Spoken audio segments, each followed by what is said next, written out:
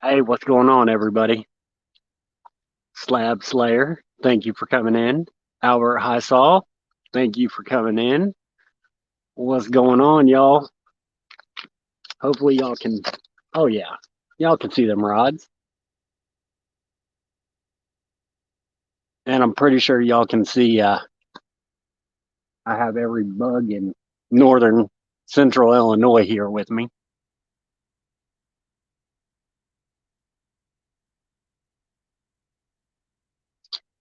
Dustin, that does not surprise me. Lit, you got a limited crappie. That's fantastic. Super happy for you, brother.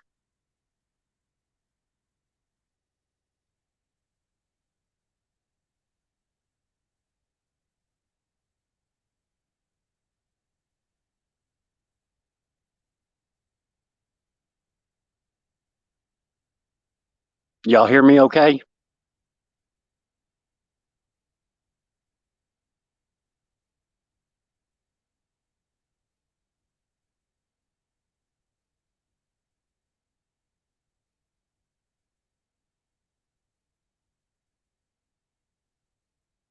Got seven awesome people in here.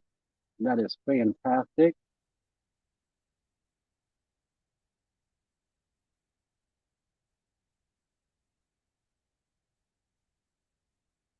Paul Boyd, what's going on? There is Miss Rebel, Miss Stephanie Thompson. Hi, baby girl. I'm going to check this poll real quick.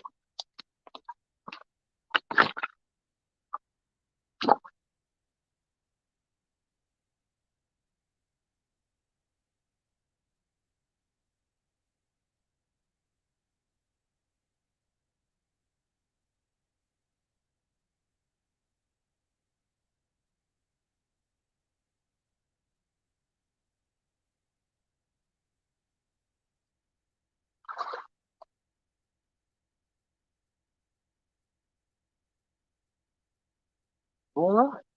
Well, they got part of the bait.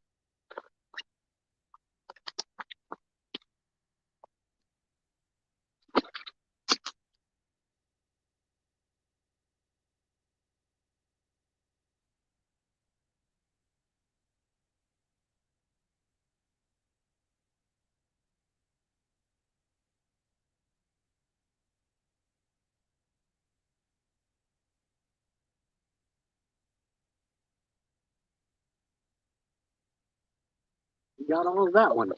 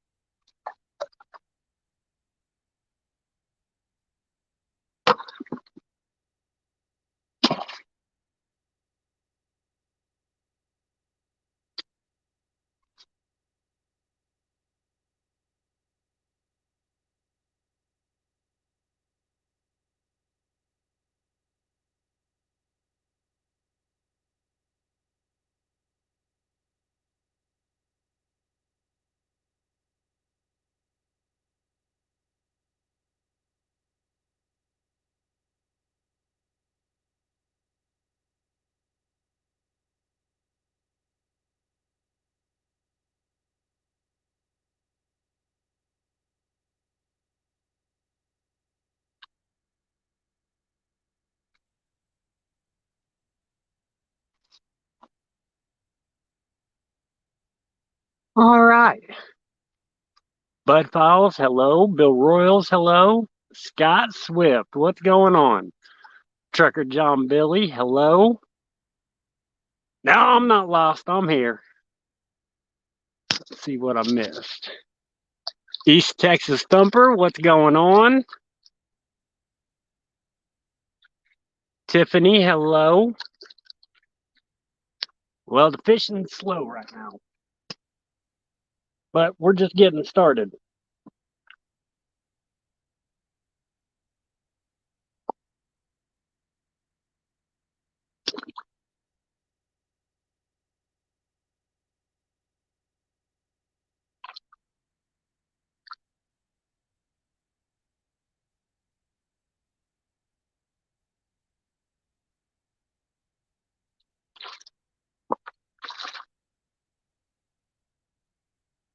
Let me tell you,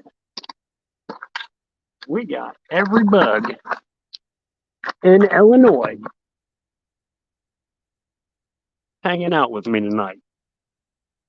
Oh, yeah, y'all can see them rods good. Fantastic.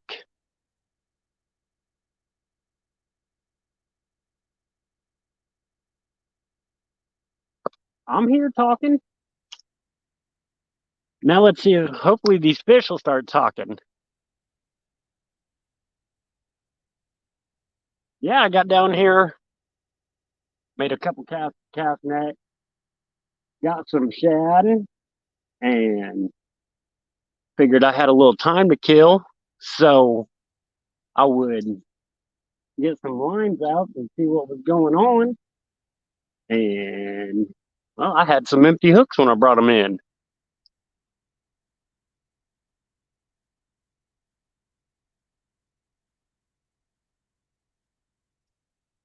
I don't know how many moderators I have in here. I'll have to go back tomorrow or when I get home and add some more mods.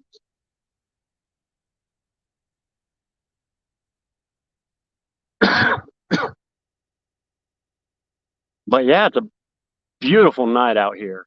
God, it's beautiful. Y'all see all them bugs? All of them bugs. I am going for whatever kind of catfish wants to bite. Channel kitty, flat kitty, blue kitty. It doesn't matter. We're going to show them all love tonight.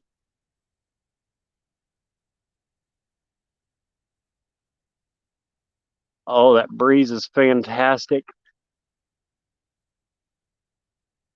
It pushes some of these bugs away.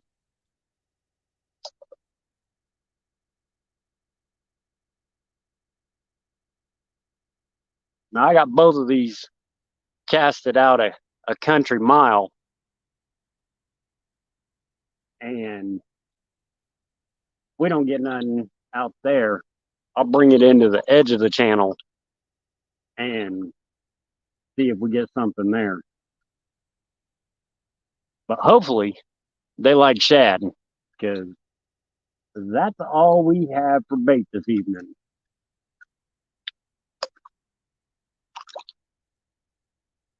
So on the green and black rod, I got almost a whole shad. I just cut his tail off. And on the white rod, I'm running a double rig, and we have cut shad on that. So we'll see if they got a preference to what they like. No, we ain't gonna be keeping no kitties tonight. Uh-oh. We just had a bump on the green rod. Bump on the green rod.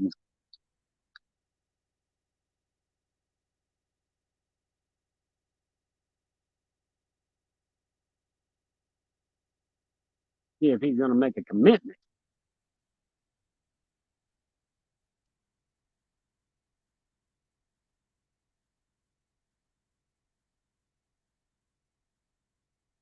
Just take it. That's what we want to see. We want to see him take it.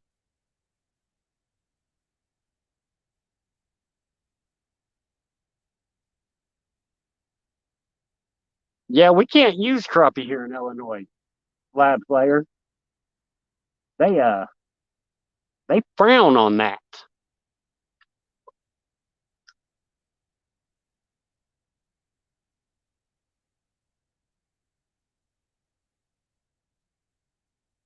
Y'all, I am really wishing this wind would pick up from underneath that bridge a little more, because these bugs, holy cow. You can't really see them on there, but there's a bunch of them.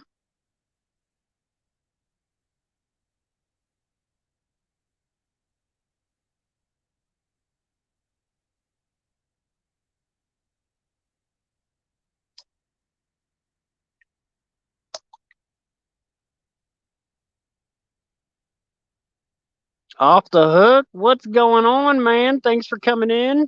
Appreciate it.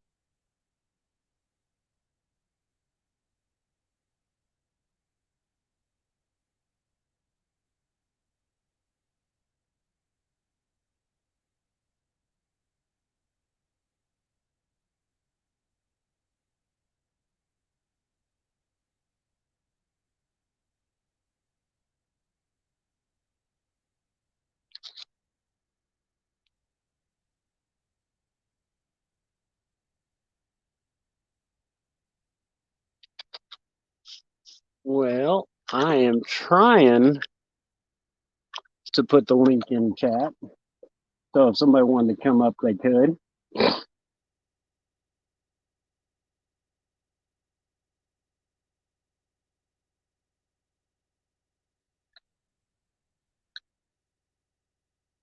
Trying to figure this out.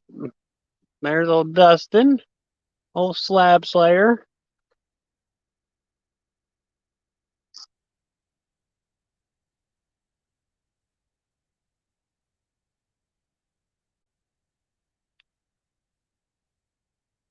There we go. There we go. Look at me figuring stuff out. Florida Flash, what's going on, buddy? Glad you could join us tonight. Now I'm just hoping these old fishies wanna come out and play.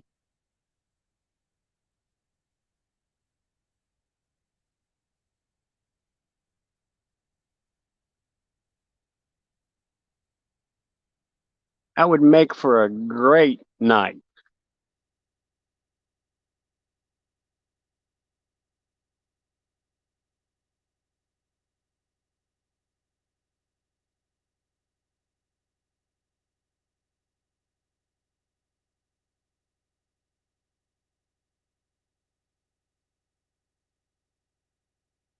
Have y'all start doing some kitty dancing for me.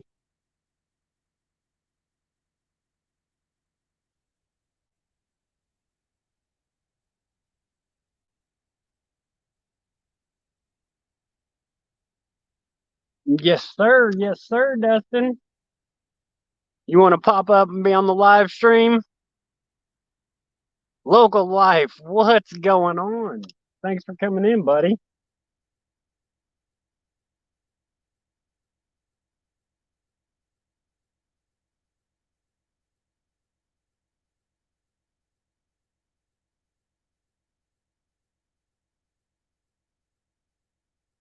Oh, there's that beautiful breeze. Blow some of these bugs away.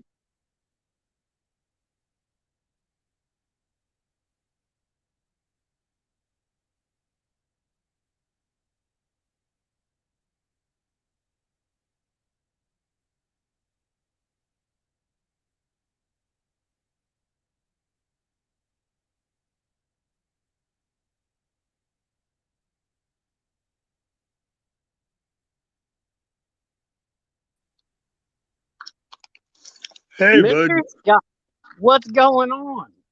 Hey, I just stopped in to say hello. That's all. Well, I appreciate it. Me and the wife had a lot of fun on your live earlier. You guys did. Those were uh those were some wild questions. I Well, would I would have never guessed the answers on most of them. That was just crazy. a few had me stuck too, but I knew what the first one was. The second one, I guess Stradivarius. I didn't know that. I had no idea. And How that was you what doing? How you I'm doing, good. I'm good. 217? You and your wife. How are you guys doing? Fantastic. The wife is extremely tired. She was in chat a minute ago. She may still be here. But Uh, yeah, she's tired. She worked all day. Hog Deer 79, how's it going? Thanks for coming in, man. hey, Hog Deer. Guys, I can't read the chat right now. All I can see is what's going on here with 217 and them two fishing bowls ain't doing nothing. No, them, That's all I can see right now. So just so what, y'all know, hopefully, hopefully them poles will start dancing here soon. that'd be nice. That would be nice. Nah, 217 told me nobody ever talked to him. So damn, I gotta talk to him. He's a Yeah, good channel. this is actually my first live stream on StreamYard. I used to Oh, always what go through cool, bud. I used to always go through YouTube, but I figured since I was going to be fishing tonight, I wanted guests to come up and chit chat with me and the people in chat. I'll tell your wife to get up here too. She's in bed. She probably ain't going to come up. No, there's no excuse for that. She has to work tomorrow, and I have to stay up all night. Hi, Joy. And I have to stay up all night because I have to work tomorrow night. Oh, Well, there you go. night working ain't bad. No, I actually work swing shifts. Oh boy. So what you got? Split shift, bud? Yeah, got a swing shift. You got the swing shift and third shift and first shift. And I work when I'm on day shift. I work 7 a.m. to 7 p.m. Okay. And when I'm on night shift, I work 7 p.m. to 7 a.m. Okay. There you go. So But are you on what do I want to say? Rotary shift type deal. kinda, I work so like this week I'm on nights, so I'll work 4 nights, 12-hour shifts. Then I'll be off for 4 days, and then I switch to day shift. Oh And boy. then I That's work. hard. That is really You know, hard. I worked at Wonder Bread 100 years ago, and I had to work all three shifts in a week. I worked from, damn, Day I'm shift thinking, to swing hang on, shift to night shift. I worked at 2 a.m. till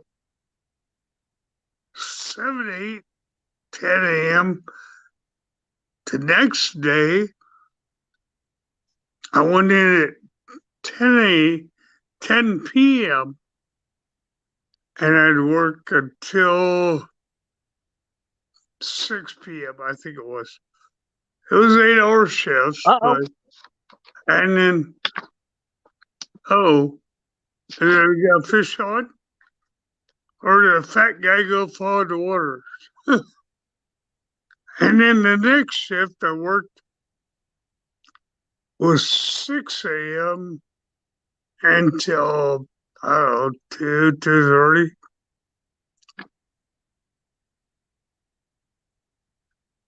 And finally I had enough of that. I'd do that all 1 week. My day off was less hours than what I had in between, I think it was Sunday and Monday.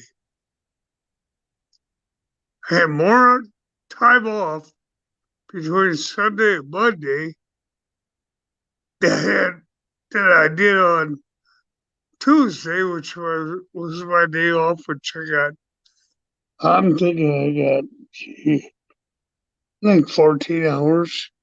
Had my day off. But in between shifts on Sunday and Monday, we got like 28 hours off. It was really strange. My old schedule used to be I would work 7 days in a row. Yeah? 7 days, I would be on second shift for 7 days, get a day off, go to third shift for 7 days, have 2 days off, and then I would go to I'd get 1 weekend off a month and then right back to second shift. Where did you work, bud? I work for ADM. Okay. I understand. Yeah. Basically, I had the same stupid schedule you had. But I work for Wonder Bread.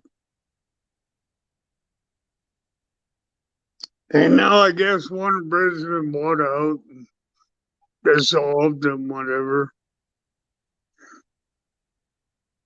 Which I can see why Wonder Bread went under.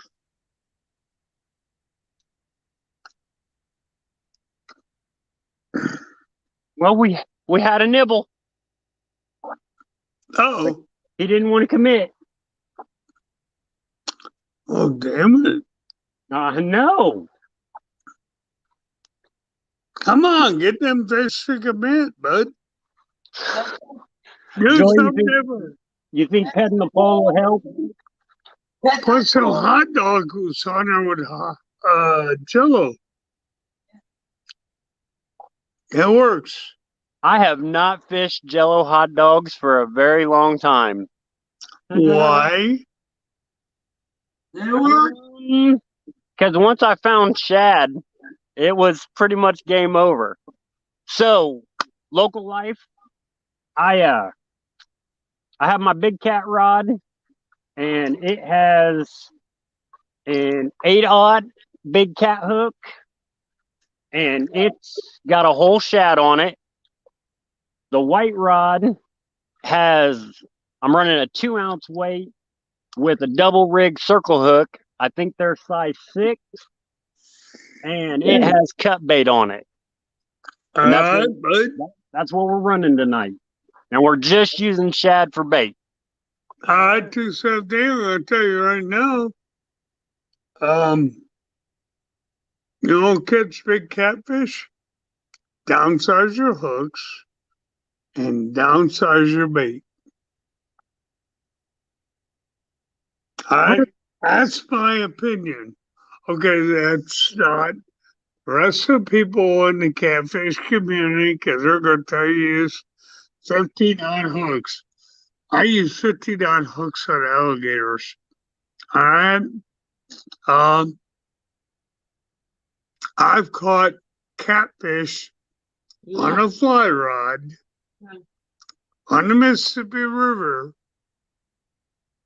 was number 8 Aberdeen hook, and they were edible sized catfish.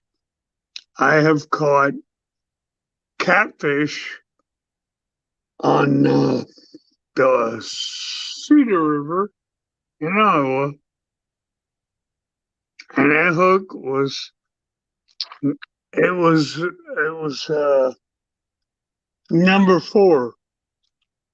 number 4 hook. I'm not telling you what to do or anybody else.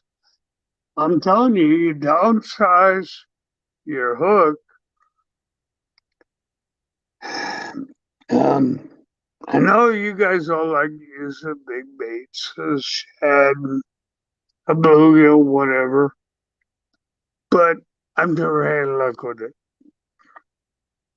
All right, that's just my personal preference. I don't use Danny Stone size sinkers or 8-ounce, 10-ounce, whatever he uses. I feel that if you're going to use a sinker like that, use something that's a slip sinker. I know a lot of guys and gals out there use the heavy ass weights, the heavy line, and that's okay if you catch a fish. Hey, you go for it. All I'm saying is I use light line and the sinkers, or whatever you want to call them, is lighter. I don't use heavy hooks. I don't use heavy weights. I don't use heavy baits. And I've caught my share of big fish. I'm only running 2-ounce weights. So Okay. that's super Okay. light. That's good. Are you on the river? I am actually on a power plant lake. Well, there Okay. you go. There There you go. Laura the Explorer, thank you for coming in. Hi, Laura. Hey, Laura. Like I said, I can't read chat, but I can see what I'm seeing. We got 12 awesome people in here. That's fantastic. There you go, buddy. See? No, bud, you're an awesome person. Well, thank you. I try to be. Well, we're trying to get you out there. Yeah, we are. I'm doing everything I can. I don't know how else to do it. Yeah. Told a lot of people tonight. Well, you guys are just awesome for being in here.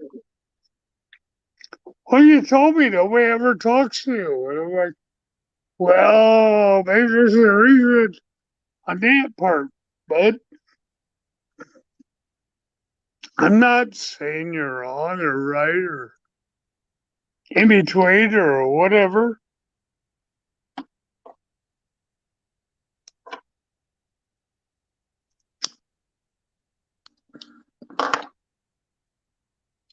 I think you're a pretty good guy. Well, I appreciate that. I try to be a good guy. I try to be me and just do what I love to do. There you go. Yes, sir. That's the way to do it. That's why I am. Yep. People like me, because I don't do a lot of fishing. Well, with the weather in Texas, it's either going to be 100 degrees or pour down rain. And I'm not real happy with either one of those. So I guess that'll be all time for not go fishing. Let's go out there when it's 100 degrees. Nah, I don't mind being out there when it's hot. I do not go when it's raining. No. I hate having wet clothes. Yeah. I wanted to go out today, but it rained all damn day. I mean, it rained and it stopped. All right. We had a couple lives to go to tonight, so. And then the minute those lives quit, it started pouring down rain again. I'm like, really? Oh, got it? I'm a fair water fisherman. All I right. fish Good night, when baby the girl. weather I love permits. you. Oh, I used to fish. Everybody tell Mrs. Rebel good night. She's going to bed. Good Good night. Good night, honey. We love you. Have a great night. Yes, we do. Oh, I used to fish in the worst of the winter. It didn't matter. I didn't care. But I got older. Bones started to hurt. So now I'm having a hard time walking. So Honestly, my favorite time to fish this lake is the middle of winter. The colder it is, the more I love it because this lake doesn't freeze there because you go. we got the power plant keeping it hot. There you go. So I get to fish this lake year round, no problems. I like to fish in the winter. Joy, on the other hand, she has a hard time with cold, so. But I'd much rather fish when it was cold than when it was hot. Oh, I've had plenty of times I've brought a heater with me and I've had to warm my hands up because they've been frozen icicle. Oh boy. I used to do ice fishing. I love the wintertime fishing in Colorado. I have, And I did more wintertime fishing in Colorado than I ever did in summer. hello, woman outdoors. Thank you for coming in. I appreciate Hey, that. woman outdoors. Like I said, I can't read chat, but I can see what's going on here. So Hi, LP. Joyce says hi. I love you.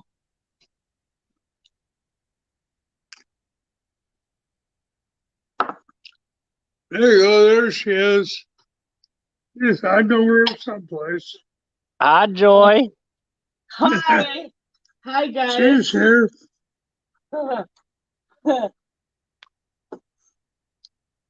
Post this link again. If anybody else wants to come up, they're more than happy to. Yeah, Please come up. please do. Come up, guys. 270. He needs some help here. There he is. Yeah, He I'm asked hoping, me for help, so I came up. I'm hoping we can get some more people up here chatting and maybe the fishing will pick up. Yeah, Hey, there you go. there you go. More the better, huh? The more the merrier. Come on, Post. Start hitting. 217, where you fishing at? I am fishing in Clinton, Illinois. Okay, I know where that is. Been 100 years since I've been there, but I know where that is. So you have the two pole limit like I did in Iowa. Yes, 2 poles. That's Okay. it. Uh, I yes, sir. I get really jealous when I see everybody else able to fish with 6, 8, 10 rods. I know. But you know, if I had that many rods out, it'd be so dang tangled up that I wouldn't be able to get any fish in. I fish with two Joy fishes with one. And when the bite's on, which don't happen a lot, I bring him in. we get all tangled up. Well, I bring him in. Joy does do a good job of bringing in fish. I might fish with one pole, but I'll tell you what, I can get 7 blues in one night. Yes, sir, I can. She does do a good job on that. Yeah. I get the biggest, but unfortunately, I'm able to get them on camera. So I've caught 2 that were 85-pound plus, but I couldn't get them on camera because it broke me off right at the dock. So, believe me or not, I don't care. One of them got pulled in by another fisherman, and he got the picture of it. Had 3 hooks in his mouth. The center hook was the hook that I use, and I knew that was the fish I got hold of because nobody else uses a number 8 hammerhead out here. And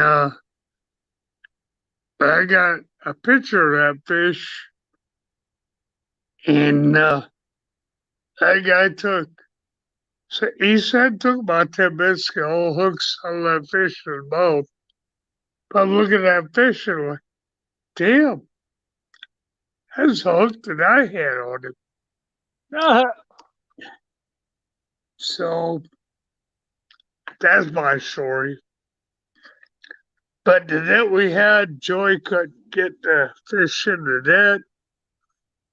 It was too small, so I got a bigger net. He was huge. And he weighed 84.5 pounds. Ooh. That guy managed to get in and weighed him. I got that fish right by the dock on 8-pound test slide. So, these guys won't say, well, I can use 100-pound test slide and 15-odd hooks, and those are bullshit. Sorry. My I don't biggest believe it. my biggest catfish is a 40-pound flathead. I caught it on a 10-foot crappie rod with 6-pound test line There you go. on a crappie jig. There you go. I used to catch catfish and on the Mississippi, and they were all channel cats. Mainly, they were channel cats. But I used to catch those on a fly rod with 4-pound test line. So, yeah, heavier line does work. I'm not condoning anybody for using a 15-ounce hook and 100 pounds of weight and whatever. I'll tell them right now, I used to catch them on 4-pound test line on a fly rod. Yeah.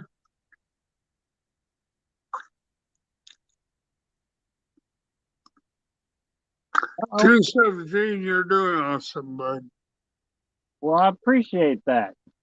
Slabs Blade says no rule on number of rods around here, LOL, that I know of, or that I even care rules are made to be broken. Yes, sir, Okay. they are. All right, Slab Slayer. Good for you, buddy. You do what you gotta do. Go. I can tell you, we have a 6-hook minimum here in Texas, our maximum. Woman outdoors says, dang, I feel like going out tonight and fish. Well, go for it, Woman Outdoors. Woman Outdoors, you can do it. You go. You know I can. It's awesome. It's tough. Yeah. Right now we're getting poured on, so. Yeah. Um, I just don't. I'm a fair weather fisherman anymore. I agree. To some point, I am.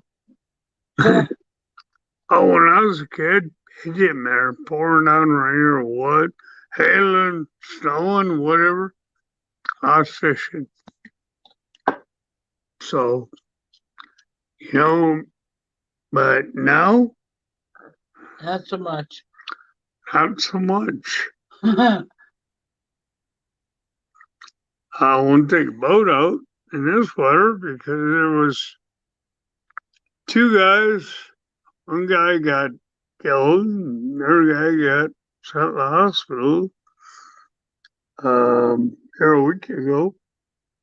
Yeah. So, and a couple others, they didn't make it.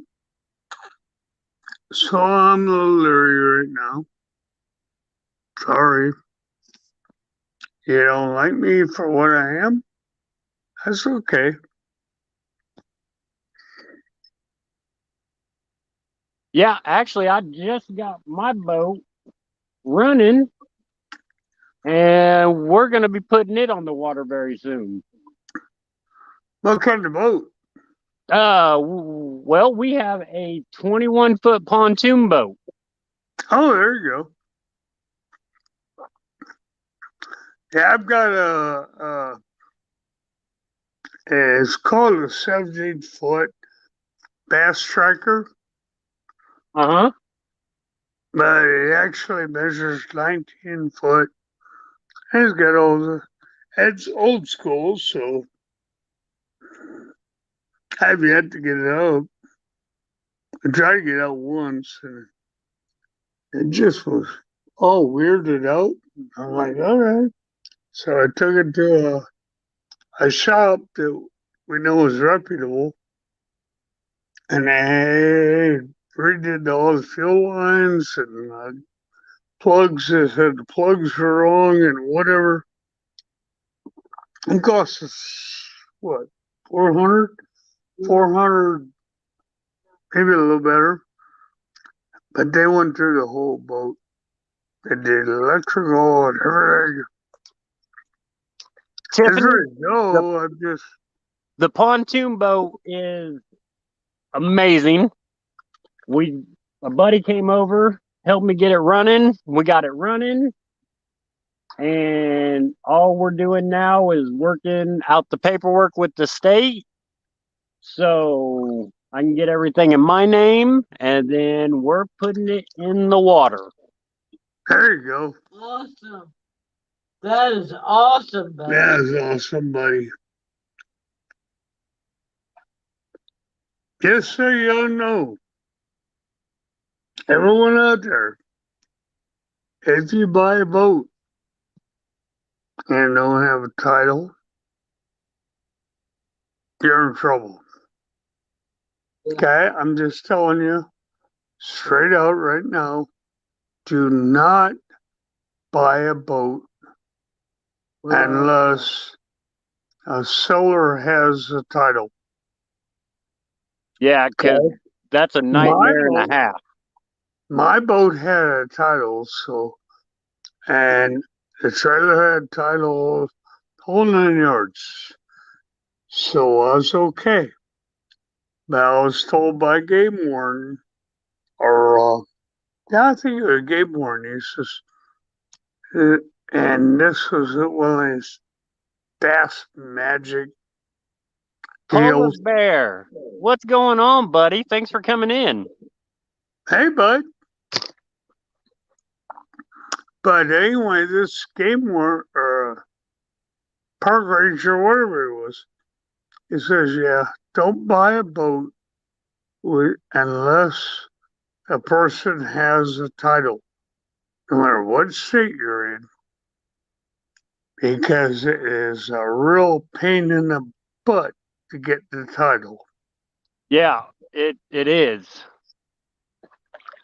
So we ended up buying our boat, had title, trailer had title, everything's got a title. So we got lucky, I guess.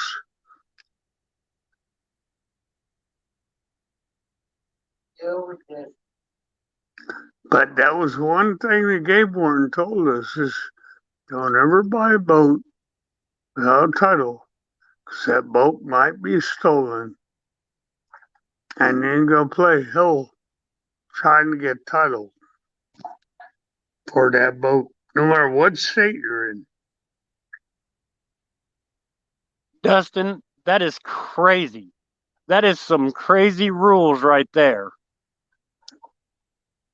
What do you say? In Texas, you are allowed to fish with 100 hooks maximum. All devices combined, such as fishing poles or wind running lines, etc., but only allowed 2 poles in community fishing holes 75 acres or less. No, sir. He's right. He's right. That's not a trolling line. That's on a trout line, bud. But if you're fishing off a boat, you're allowed 6 hooks per line. And that's combined through 2 lines. Now, if you're running a trolling rig, which is where you're anchoring off the shore and then you get your line out there, that's where you're allowed 100 hooks.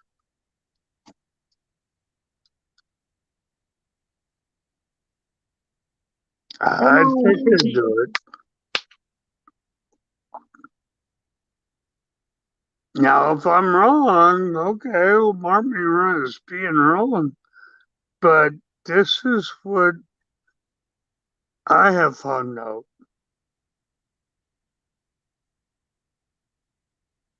The other thing is crawdad traps. What was the crawdad traps?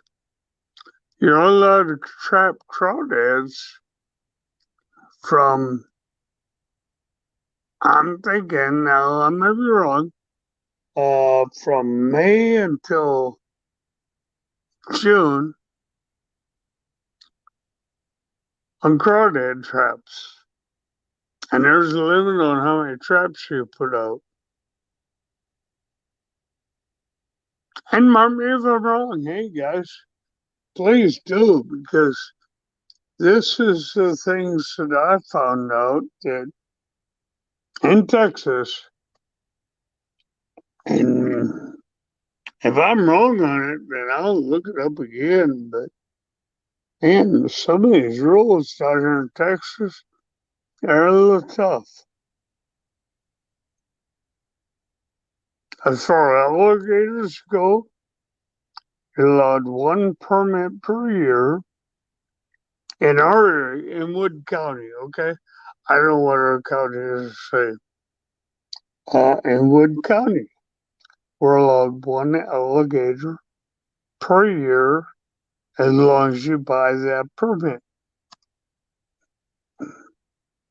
That's what I'm being told right now. And they have to be 1 foot or longer, which we have plenty of big ones.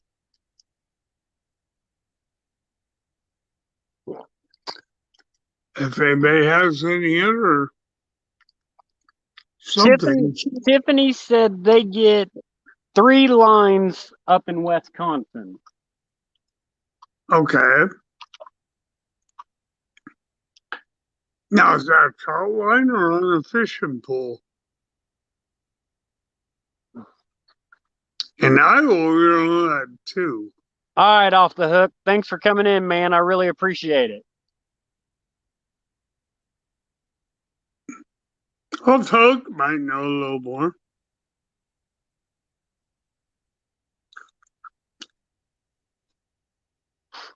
Joy, read the comments.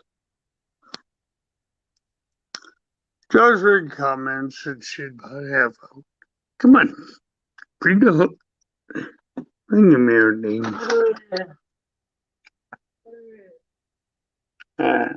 Okay. Hang on. Hang on, guys.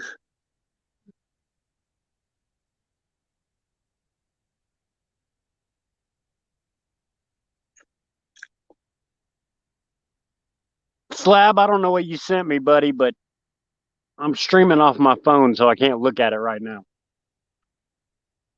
Yeah, I'm the same. I can't see on my phone, so I look at choice. And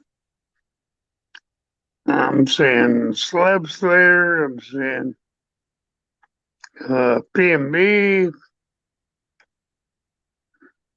Tiffany, Off the Hook. Hey, Off the Hook. I did two different things here, bud. Sorry. I want to thank all y'all for being in here. It's amazing. Makes me feel great. That's good. There you go, bud.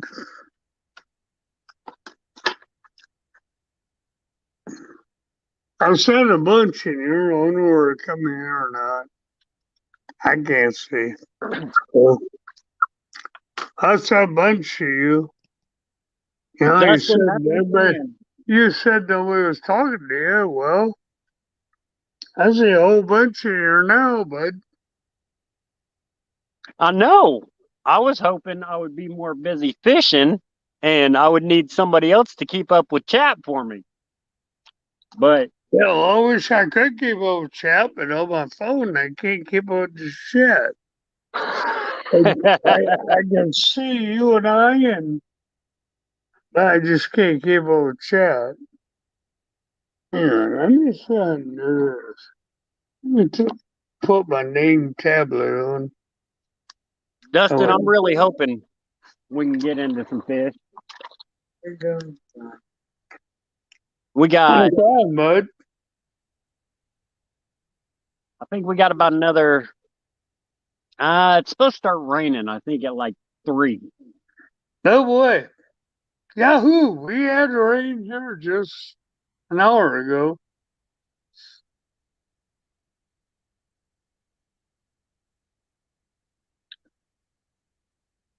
We had rain an hour ago, and then we had it this morning.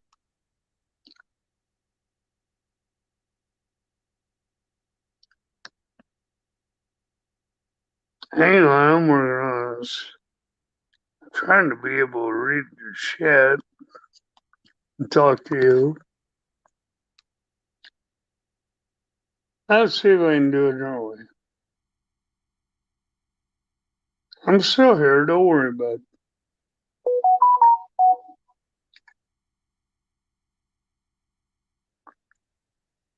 it. Okay, y'all. 217 said nobody talks to them ever, so. All right, get to talking to 217. Well, I think I'm going to get up and I'm going to check these baits. All right. I'm going to find you here. Scott, you keep everybody going.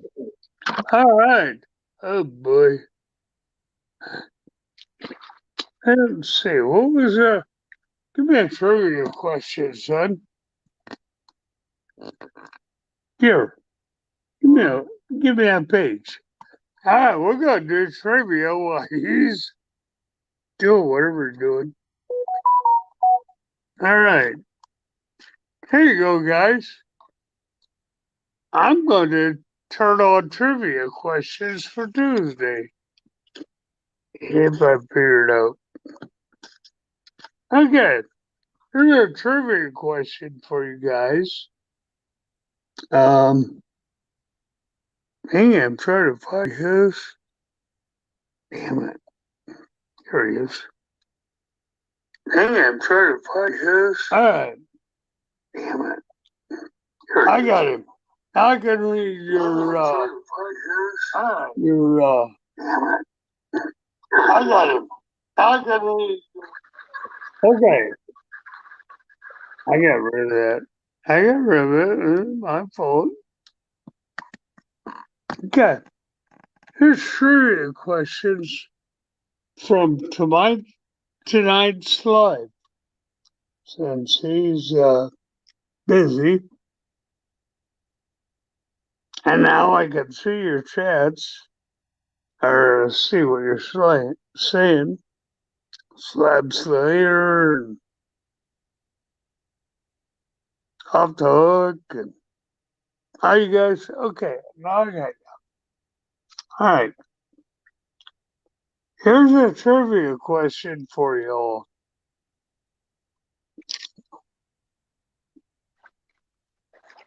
It is.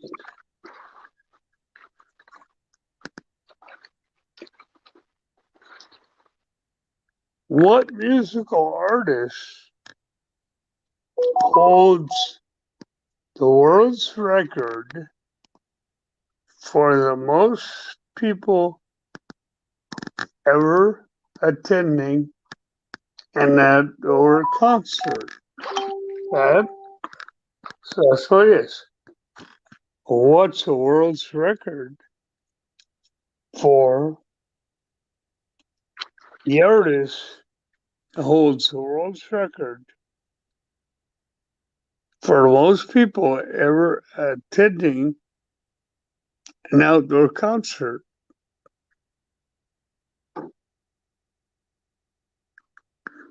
And what year was it?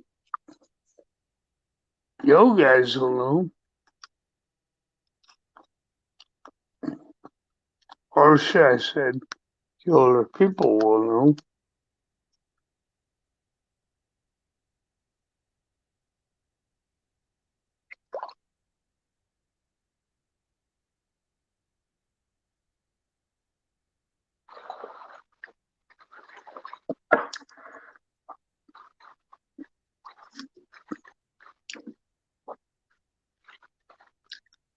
No, no Slab Slayer, that's not it.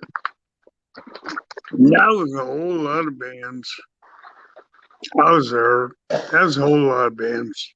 Now, this is one individual band. Not to interrupt, Scott, but Albert, I think I'm about. I think Lake of Egypt's about 3 hours away from me, give or take 2.5, 3 hours. Everybody give a big shout out to Dockside Custom Baits. Mr. Lee Brown is in here, Quite and cool. I am a pro staff for his custom baits. Darling, could you pick that up? Yeah. Never mind, I'll get it. Chris Anyway, Everett, hello, thanks for coming in. Hey, Lee, I'm gonna drop the link if you want to come up. Piggy Homestead, hi there. Thanks for coming in.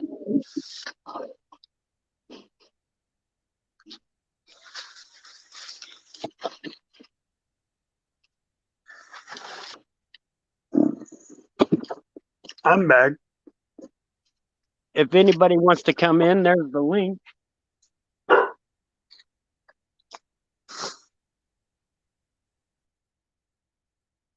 Sandy Toes, hello. Thank you for coming in.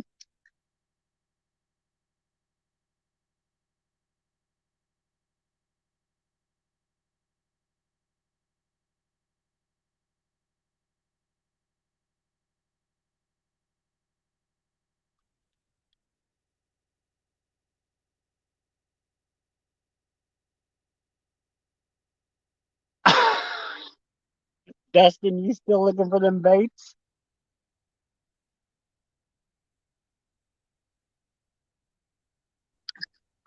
Sorry, guys. Hey, he's back.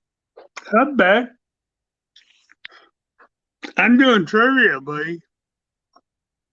Attaboy. Let's do some trivia. I already did one. And there's Chris. Chris knows. All right.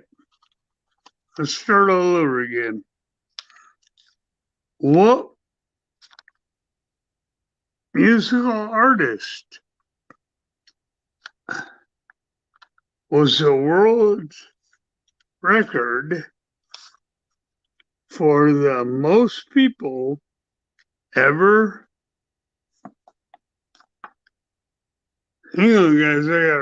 I gotta read this for a second. It takes me a second. What musical artist holds the world's record for the most people ever attending an outdoor concert? I know some of you know it, so if you know it, just hang on.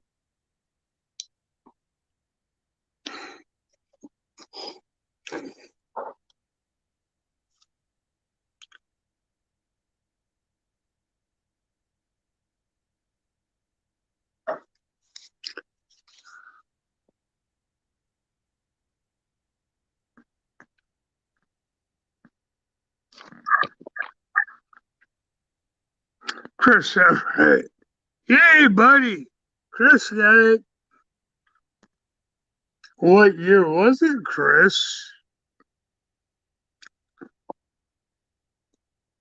What year was it, Chris?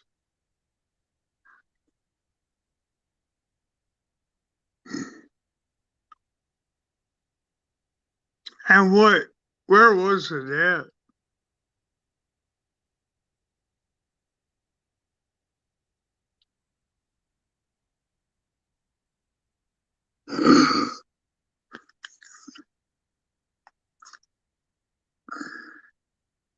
Chris, you remember?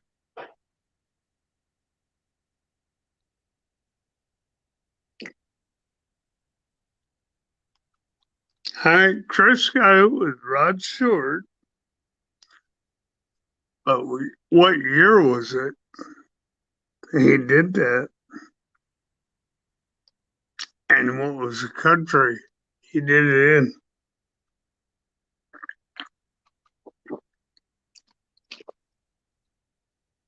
Yeah. I know, Chris. I forget a lot. All right. It was Rod Stewart in 1993. And it was Rio de Janeiro. And there was 4.2 million people showed up. That's pretty cool.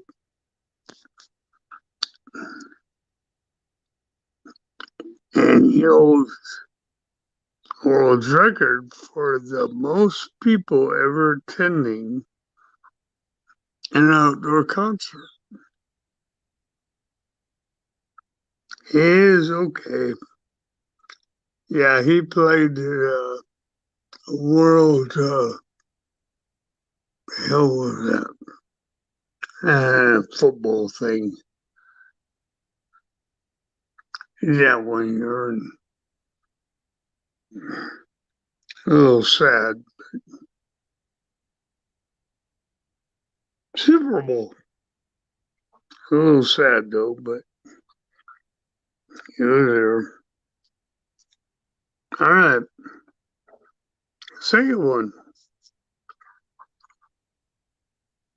What country has most heavy metal bands? Now, if you were in my life earlier, you would know all these. I know what it is, but I'm not going to answer. Hi, buddy. Well, you were in there earlier.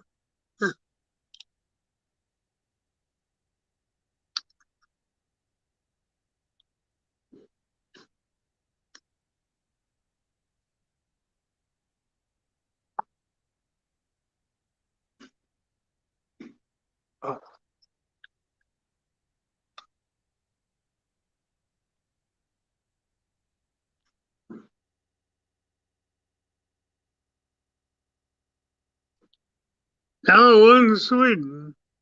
Sadie.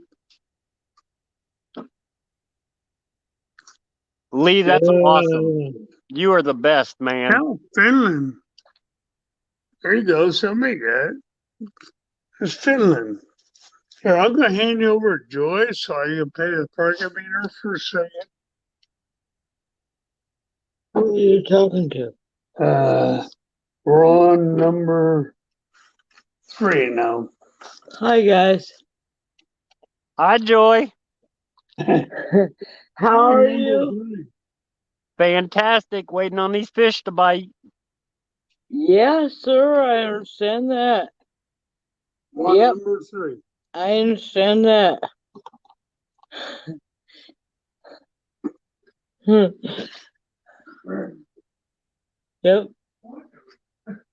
I do.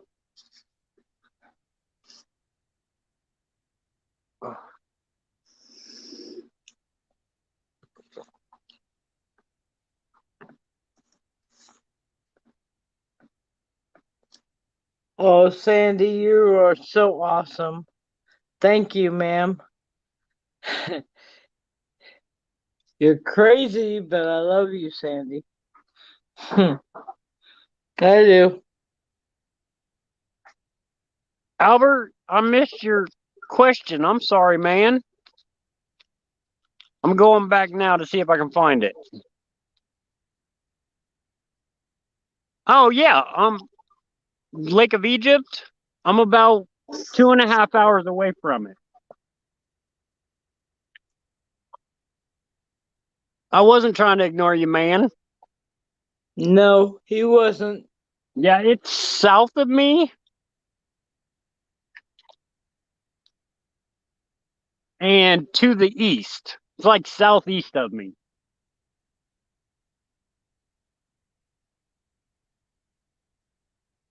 That's where 3-pound fishing is. That's his home lake. And I actually thought about getting in contact with him about going out on a guided trip with him. Oh, that would be cool.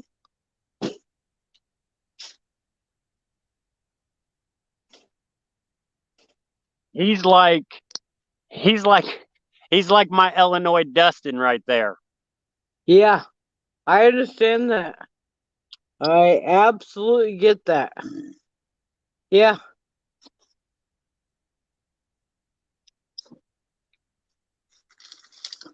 Which one are you on? All right, now, guys, if you were in my life, please don't blurt out the answer. That's a couple of other people try and figure it out, okay? All right, I think we're on what? Number 3? Number 3. Number 3? Okay, we're going with number 3. This is Levette's Hunter. The British Navy uses what singers' music to scare off the pirates?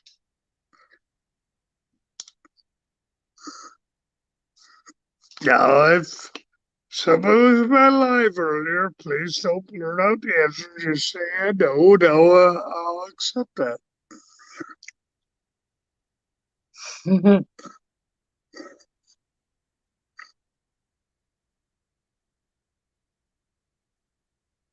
I had to use 2 different devices here, guys. Sorry. I'm talking to you here and I'm watching down here. Come on, 217. I'm trying. Try a little harder, buddy. Okay. 217. Number 3. The British Navy uses what singer's music to move off pirates? Come on, buddy. Britney Come Spears. on, buddy. Yep, he got it. He got it. Pretty cool. Britney Spears. Yep. Yeah, I like her either. Oh, she's alright, but I just prefer her. Okay. Beyonce said Beyonce. Yeah, I agree with you. I'm saying you on that one. it was Britney Spears. That's Britney Spears. Yep. And Slab what was the name of the song, by the way? Slayer got it. Slab Slayer got it. I'm There gonna you go, say, guys. oops, I did it again. Yeah, that was it. Yeah, there you go, Yep, buddy. that was it. Yep. Oops, I did it again. Damn, Mario Bart, 70s? Jeez. All right, here we go. Now, like I said, if you read my live earlier, please don't answer these questions. Let's let the new people in here answer them, okay? All right. What Christmas song was originally meant to... Hang on. All right. What Christmas song was originally meant to be sung at Thanksgiving? It's a Christmas song.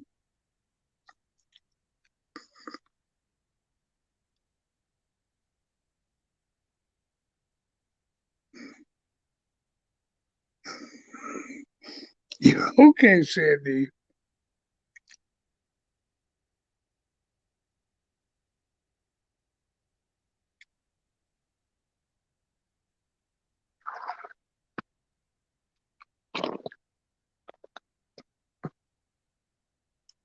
Now I'm starting to think these guys don't like these trivia questions here, buddy.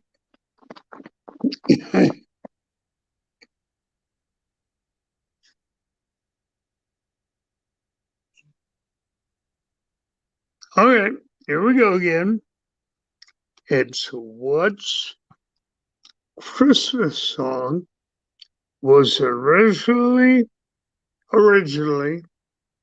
Slab Slayer. meant to be sung at Thanksgiving. Slab Slayer got it. He said Jingle Bells. Yep. Jingle Bells. Animals, thanks for coming in, buddy. I really appreciate that. Slab Slayer, you got it, buddy. I'm sorry if I'm not speaking straight. Tell me right off the bat, please. But who's singing? In what year?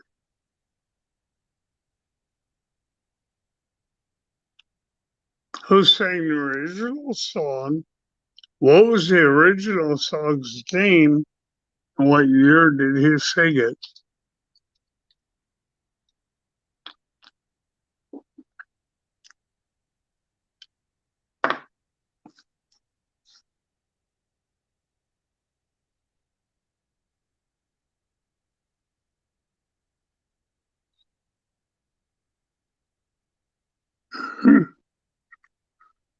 Well, Colorado did City.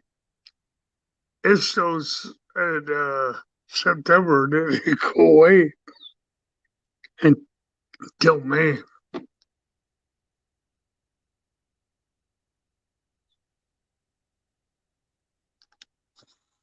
Look at Slab Slayer. Nailing it. 1857, buddy. It was James Lord Pinpoint.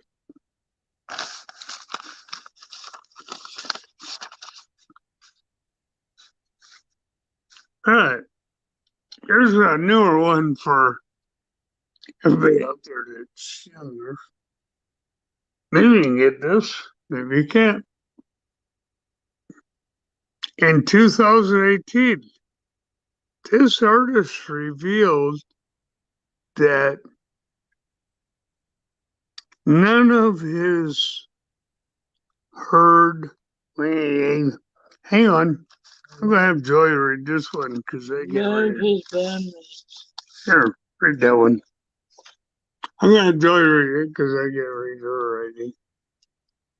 In 2018, this artist revealed that none of his bandmates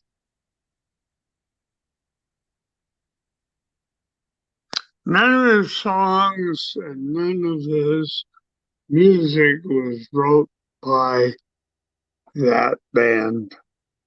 could read or write music. They couldn't read or write the music. Which artist and what band? Which artist and what band?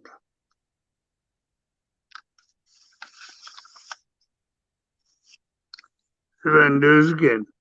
2018, this artist revealed that none of his bandmates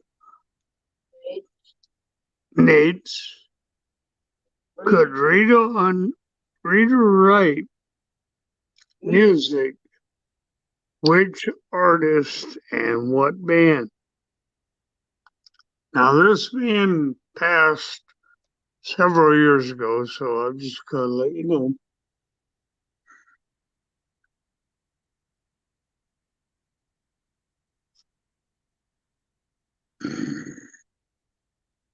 I can't read her. What's the singer on? Here. What's the say? I can't read it. Hang on, guys. Try and get back.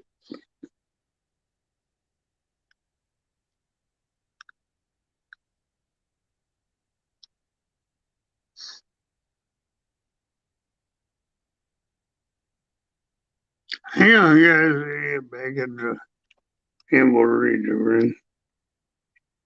Joyce reading it right now. All right, Danimals, appreciate it. Jeremy's Tournament Cats, what's going on? Thanks for coming in, man. Hi, Jeremy. Hey, Jeremy.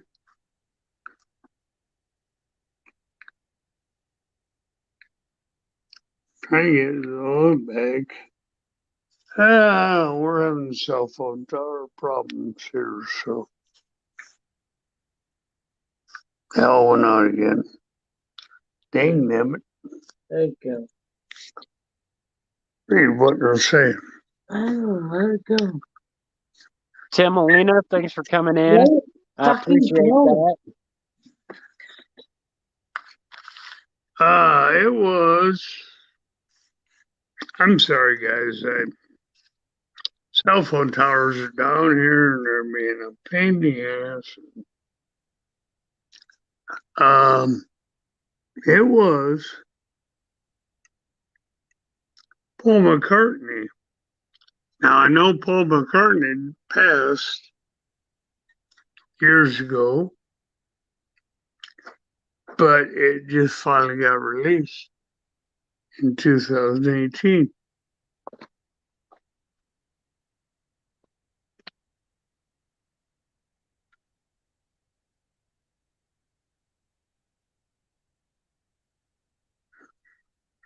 Here, Joy. Somebody said hello to you. Sorry, guys. Our towers are being weirdo. Yeah, Jeremy has an awesome boat and an awesome setup.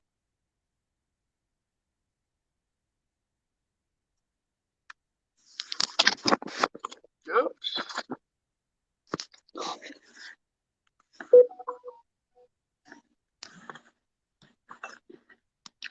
Hang on, guys. I'm back into it in a minute. Trying to dang things set back up. I don't want this thing to turn off. And I'll get back into it in a minute. Okay. Say good night. Yes. Say good night. Okay. Say good night. Sorry, guys. I might have to say good night because our cell phone towers being really weird. I apologize. So maybe I'll leave. I gotta go. All right, Scott. Thanks for coming up, man.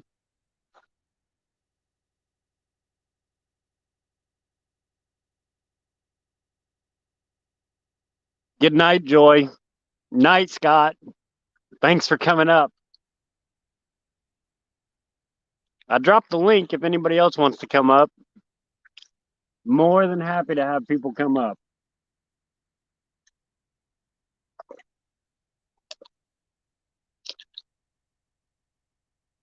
We just had a hit on the green pole.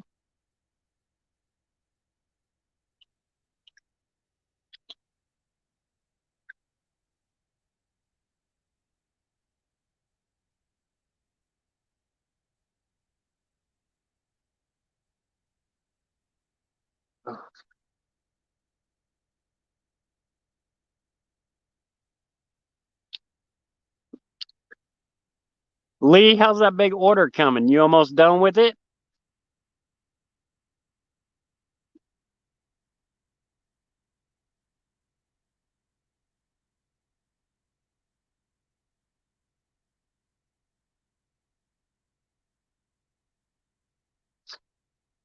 Some old man outdoors. Hello. Thanks for coming in.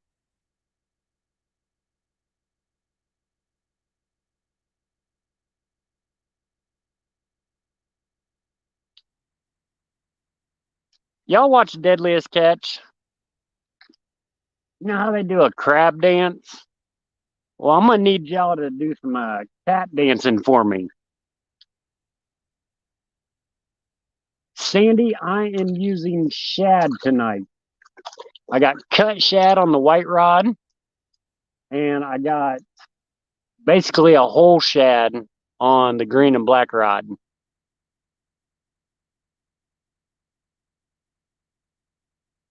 I know I do look like a creep peeking around the corner.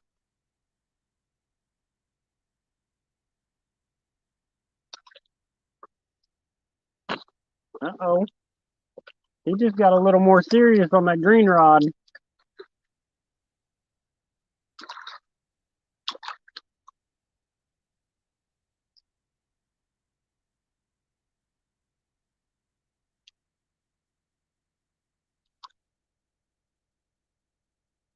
We just need him to commit all the way.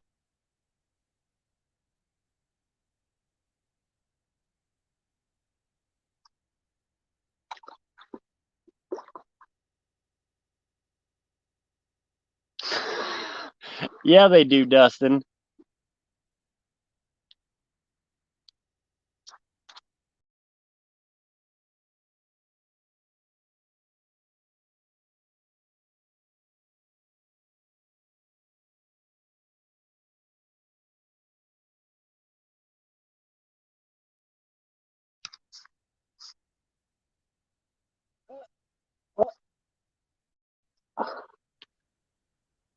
There he is. Look at the man. Hey, What's going on, buddy? man, it's working. You know how it is. I do. I'm kind of sitting here hoping these fish will pick up.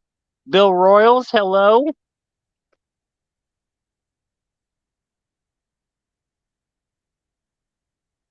Because it's pretty slow right now, man. I think I've had a total of maybe 4 nibbles. Maybe. Did I send you that picture, that one I caught the other day? I think so. I'm not 100% sure. I caught, it was probably about a 10-pounder on my crappie pool. Yes, you did send me that picture. That's right. Yeah, Yeah. you did. Yeah, me and the boys went up fishing and we were just sitting there. I bet we caught more catfish than we caught crappie. I mean, I had 2 big bowls, one full of catfish, one full of crappie, but we probably brought home, I bet we brought home 15 channel cats and probably maybe 25 crappie. Thanks, Tim. Thanks for coming in, man. Yeah, that's I call that a good day. A lot of work cleaning fish, but a good day. Yeah, the boys had the great idea. They wanted to bring it home, and I told them, I said, "You're going to help." And yeah, and then we got home, and they decided they didn't want to help. So stuck Dad with all the cleaning. Yeah. So. Well, we are up to 4 bites now.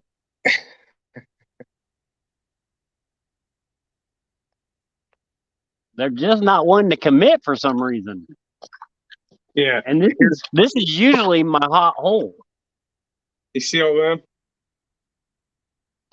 Holy crap balls, man. And then this is what they look like when they're done.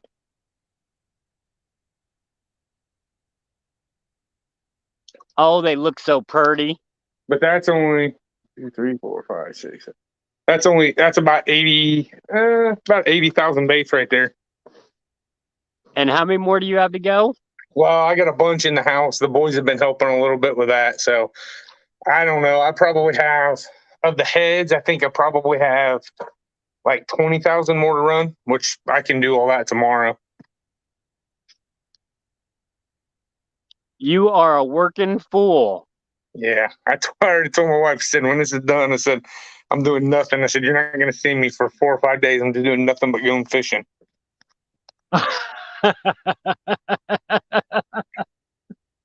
I do not blame you one bit. Well, our lake is, they were talking about declaring a state of emergency on it Really? because the weeds have gotten so bad. Well, that ain't no good. Yeah.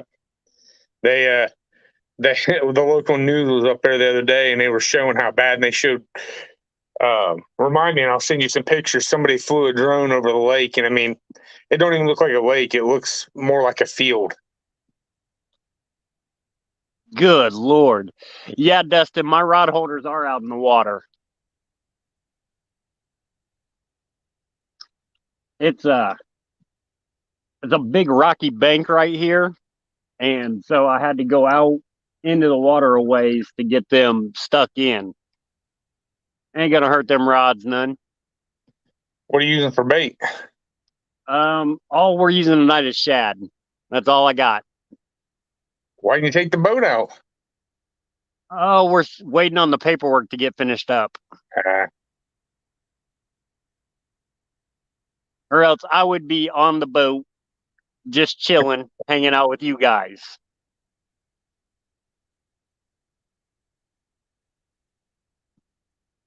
Here, fishy, fishy, fishy, fishy, fishy. That always works. Right. There are still 8 awesome people in here.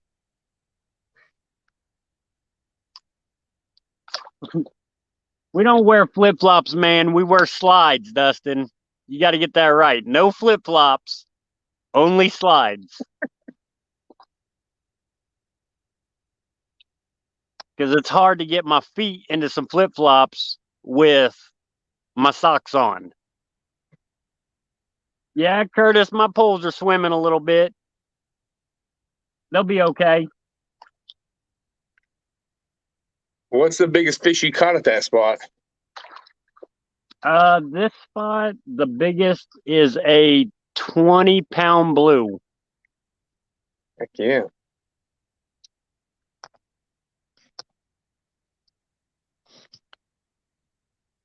And so off to my right is the bridge.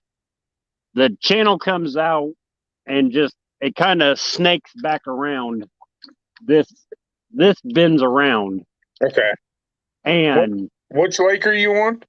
Clinton. Clinton. Some old man, I appreciate you coming in, man. Means a lot. Thanks.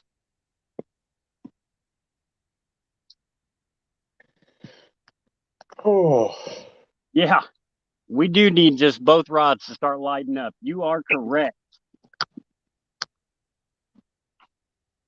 Because I know there's fish in this water.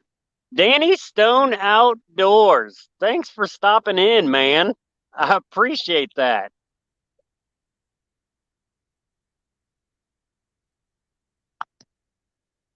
Been a slow night of fishing, but a fun night of hanging out. I don't know, I think I got about another 3.5 hours before the rain shows up. Yeah, I think it's supposed to start raining about 3. I wasn't too happy about that. No, because it seems like it may be affecting my fishing. Well, I'm helping coach the boys team, and I don't think we've missed more games because of rain, and we're supposed to have a game again tomorrow, and they said who knows how that'll go. But I guess that'll give me a chance to get this order done. I'm hoping to ship it next week Nice. because I'm sick of seeing it. Yeah, I bet you're tired of looking at pink, aren't you? Yes. It gets, yeah. It's like we went through, I think we went through almost 10 5-gallon buckets of plastisol. Oh, good Lord. Is that the stuff you're telling me that's hard to get right now? Yeah, look, that's just some of them. Holy crap.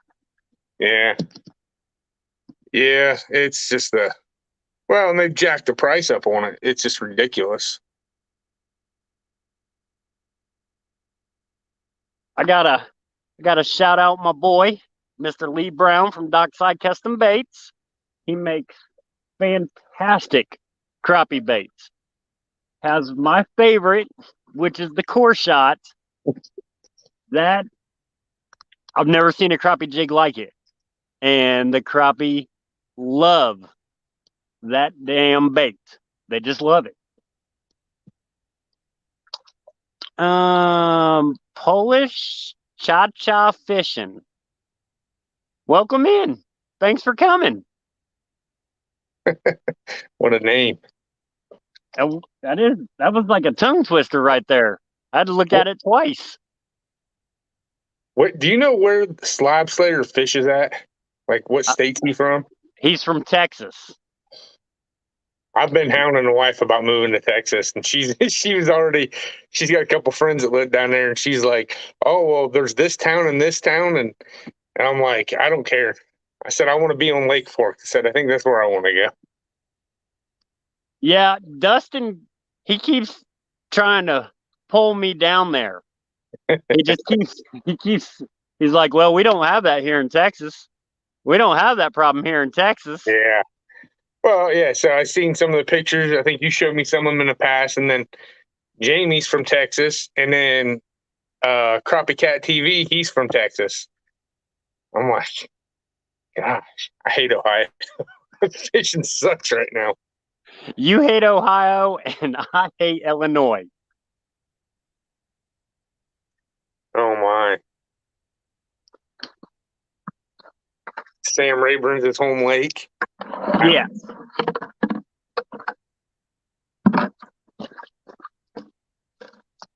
Yeah, I keep telling my wife, I said, we gotta move. The kids are all for it. They don't care.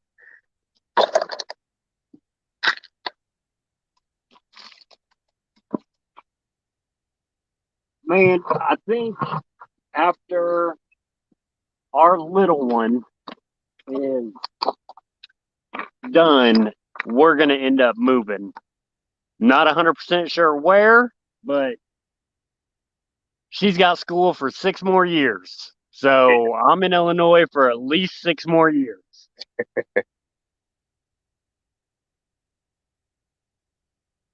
That's got to suck for you, man. Have that limit, though, on all your lakes like that. It does suck. I mean, we got 30. Yeah, we got 30, so. Yeah, one of my lakes, I have a limit of 10. And Dustin is always on me about that. He was like, man, we'd be done in 5 minutes. I'm like, I wish I could say that. Well, so there's a lake about an hour north of me, Grand Lake St. Mary's, and they got some big crappie up there. There's some walleye in there. but a couple years ago they started having issues with that blue-green algae, and they've done a lot of things to the lake. And the first thing that they done to that lake was they had a carp tournament, and it was actually called Get the Carp Out of Here tournament.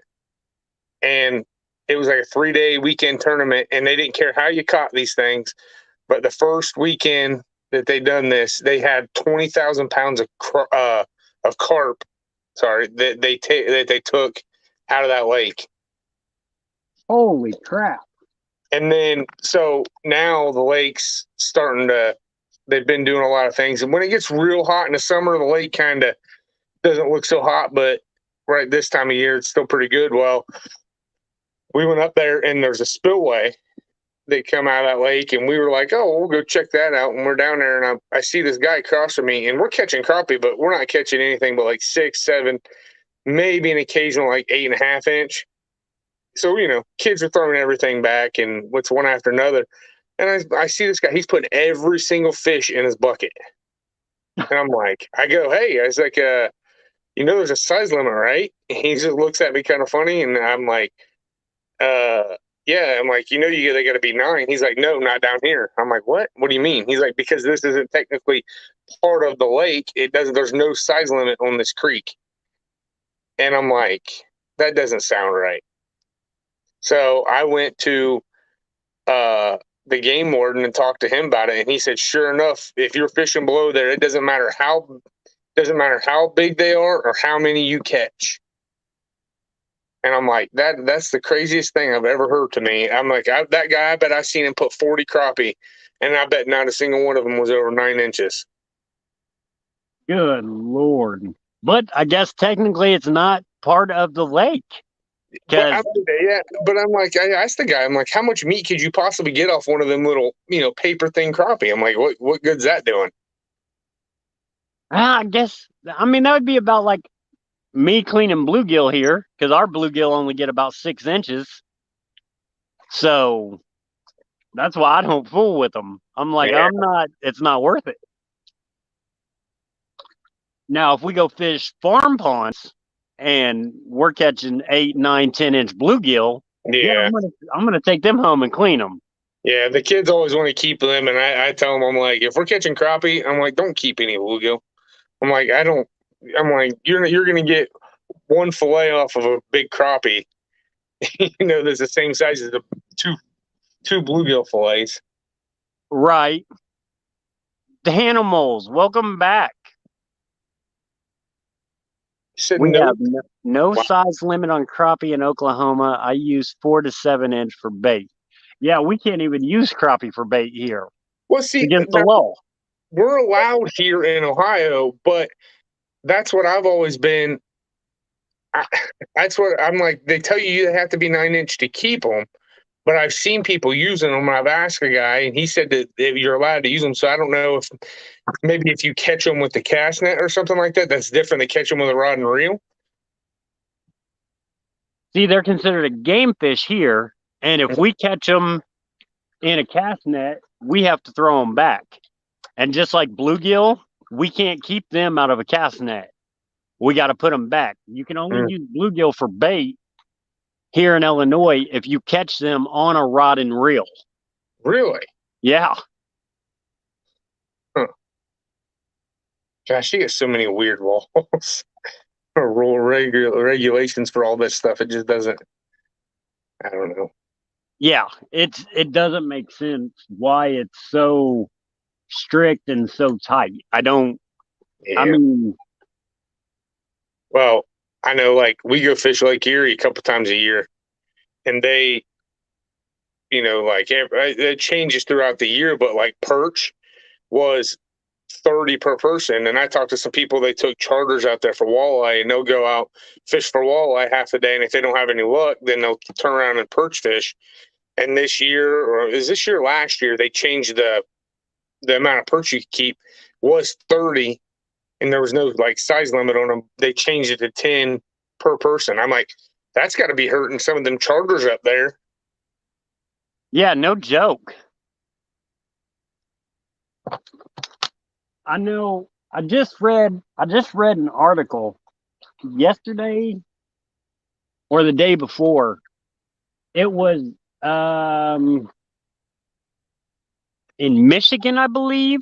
I may be wrong on that, but the conservation department busted 3 people, Yeah, I three see different. that. Did you see that? Yes. They had Yep. a hundred plus fish over the legal limit, and it Yep. was 3 different people, 3 different days. That's insane. Oh, oh, I can't imagine what the fine for that would be, because I don't know what it is in Ohio. We were always told that it's $100 per fish under the limit, or under the size limit, or over your quantity limit, but I don't know exactly what it actually is. well, I could almost guarantee you that is never fishing again. Yeah. That I was. I mean, if you're 1 or 2 over, I'll give you that. But 100, you are way over. Yep. Some people just don't care. Hey, Kelvin Walker, thanks for coming in, man. Appreciate it. Yeah, I think me and you are just gonna have to get down there in the fall with Slob Slayer and have him take us fishing. No joke. I was talking to Jamie the other day, and I told him the same thing, because he posted some pictures on Instagram. They were down there catching some big catfish. I saw that. Hey, Carmel Muncie, thanks for coming in, man. I really appreciate it. Oh wow! Did you see what Slob Slayer said? In Texas, I may be wrong, but they charge by fish over limit, and if undersized, you get charged by every inch. Oh, Damn, that's brutal. you see what Carmel asked? Hold on a second. What part of Ohio are you from? Well, I don't know if you know where Dayton's at. I'm north of Dayton, about half an hour, 45 minutes or so. Unfortunately.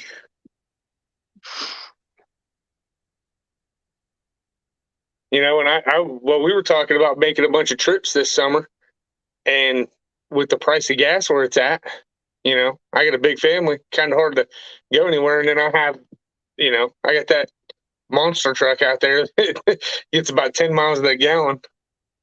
Right. Yeah, I really hope you guys make it over for the meet and greet. Yeah. Oh yeah. We definitely plan on still doing that.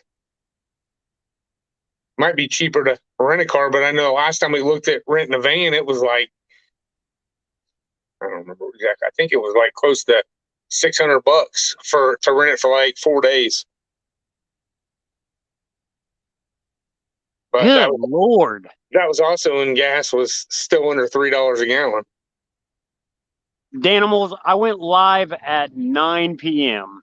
So we've been here for hour and 40 minutes, hour and 44 minutes. What kind of rod you using? I have the white pole. It's an ugly stick. And the green and black pole is a Big Cat Express. Big Cat Express, okay. And I got, on the white rod, it has 40-pound braid. And then the green and black rod has 40-pound mono. What braid? That's a good question. I do not remember. But I'm only running 2-ounce sinkers. And the white pole has a double rig on it. And the green pole just has a single Carolina rig. Okay.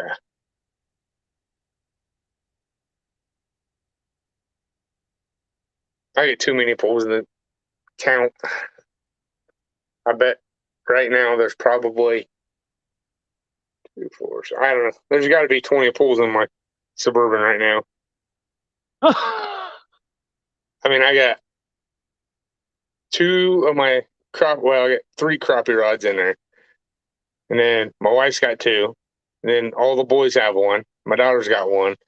And then I got 2 catfish rods in there. She's got 2 catfish rods. And then the boys all got 1 or 2 here or there. And then I know there's a couple of, I think I got one of my bass poles in there. Yeah. And then I know that there's probably another 15 or 20 of them sitting back in the corner back there. I keep 4 rods in the truck at all times. 2 catfish rods and 2 crappie rods. If I can't catch what I need to catch with those 4 poles, I'm gonna give it up. Well, I bought these Abu Garcia reels for catfish. And I went down there and I was like, I had no clue. I'm like, I wanted a good setup. I'm like, because we were doing some pay laking then, and I was like, I wanted something good. I need a good reel that's going to last me. And I bought these, I think they were Abu Garcia 3600 C3s, and I've had them for 12 years. And I'm telling you, it's the best reel I've ever bought. I mean, they still look like they're brand new. I've never had any issues with them at all. I mean, Are they bait casters? Yeah. See, I've tried to run bait casters. I just can't do it. I cannot, for the life of me, cast them things out.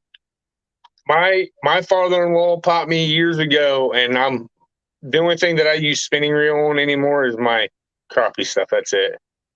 I use bait caster for all my catfish pools, everything. Really? Yeah, I got them a couple C3s, and then I got a couple of the. We bought brand new rods a couple years. It's probably been 4 or 5 years ago, but we bought them the Bass Pro Shop Cat Max rods. Bought a couple of those. Well, I bought 4 of those, and then I got some of the Cat Max reels, so like 2 of them. And then last year I bought slime cat rod, because I have them Abu Garcias and they're all aluminum. I tried to put them in. I tried to find a rod to put them in, and I couldn't find one that I felt good with it. Well, that Cat Max rod has aluminum reel seat, so it fits in there real good. So I liked it.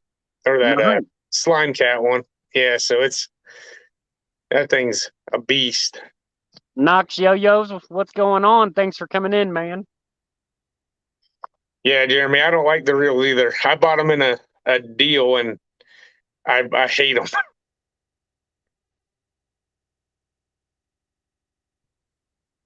Now, see, I've always been a spin reel. That's just what I do, is spinning reels. For catfish, I don't know. I don't like them. Not for catfish. I hate them gigantic ones.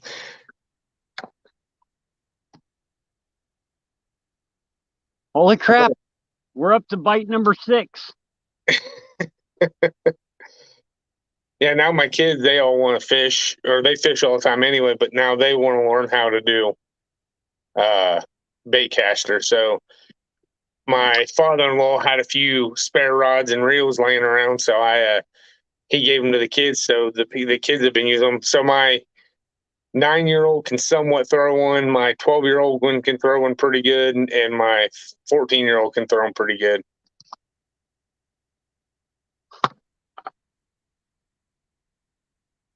I'm so glad you taught them young, because my little one, she is really good with a spinning rod. But, man, she started out with, the Zepco 33. Yep. And there were so many times I thought for sure that child was going to get hung up in a tree, because the way she would whip that pole when she casted it. But she never did. That child, she had luck like I've never seen before. Like we go down to my uncle's and he has a 6-acre pond, and she goes and wiggles under these trees and bushes, and she's sidearming that thing and getting it out there. And I'm like, I won't even go fish under those trees. And she's like, well, that's where the fish are. I'm like, all right, I'll give you that. You know more than I do. Well, I seen Sandy was talking about fly fishing. You ever done that? No. I done it. Well, I can't say I actually done it. I attempted to do it one time. My brother's bachelor party, we went up to Norway, Michigan. It's up in the UP, and we went up there, and his buddy, that's what they fly fish up there a lot for smallmouth and stuff. And he tried to attempt to show me how to do it. I told him, I was like, nope, that's something I have no interest in. Maybe one day. Then what's going on? Like watching people fly fish, it is Yeah. super amazing. But it looks easy, but I know for a fact it is not. Well, and I guess I've never looked around too much, but like a couple times I've been to the Bass Pro Shop or someplace like that, and I'll look at it. I was like, okay, maybe if I get a cheap one, I'd like to get one and just try. I'd like to know how to do that. And I've never been able, I've never looked real hard, but I'm sure you can find one somewhere. But, I'm not spending $100 on something that I don't know how to do, or I don't know if I want to do it. Right. Crappie Dave Fish on. What's going on, man? Thanks for coming in.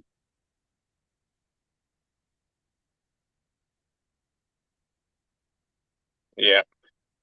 I agree with him. Definitely that way. Bait caster for cats and bass. That's it.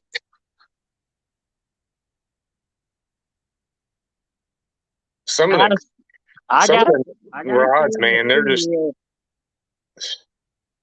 Well, I was looking, and I ran into this guy, and we were talking about. I bought that slime rod, and he was. I think it's called. I can't think of it. I can't think of the name of the brand, but they're like they're big competitors or whatever. And he don't sell the one. He don't sell the slime cats. He sells this other brand. And we were talking about it, and he's like, "Oh, well, I don't buy anything unless it's the St. Croix rods and this and that." And I'm like, "Well," I get that to an extent. And he's like, "Yeah, but you get a 15-year warranty on it." And I'm like, "Yeah, but," I want to buy a crappie rod, okay? And I don't know what you have, an ACC crappie stick, right? Yeah. Well, I bought the Crappie Max from Bass Pro Shop, and I smashed it in my car door, and I took it back down there, and they replaced it, no questions asked. I took it up to the service desk. He looked at it, said, "I broke this." He said, "Go grab another one," and bring it up there, and even exchanged it. I'm like, for, I think that rod was like, the one I bought might have been $50 or $60. Yeah. What's he say? Bait runner. Hey, Adam, thanks for coming in, man. I really appreciate that.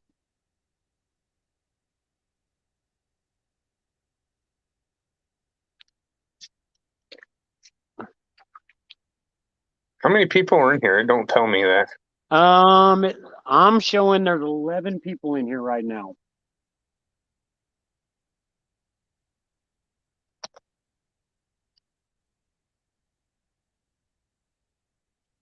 Man, I can't believe you haven't had any bites or any really good bites. Yeah, they've just been, basically, it's just been like swim bys. They've just touched it and dropped it. There's been something toying with that green rod, though. I'm thinking it's only a matter of minutes, hour later, and it should go down.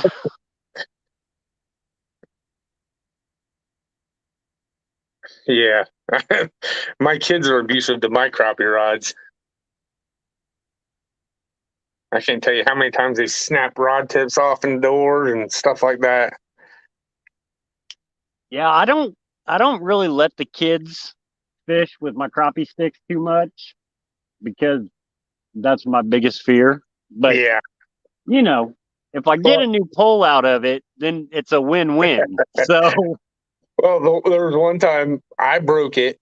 So we had wife had a Chrysler Town and Country or some van like that, and it has the automatic side doors.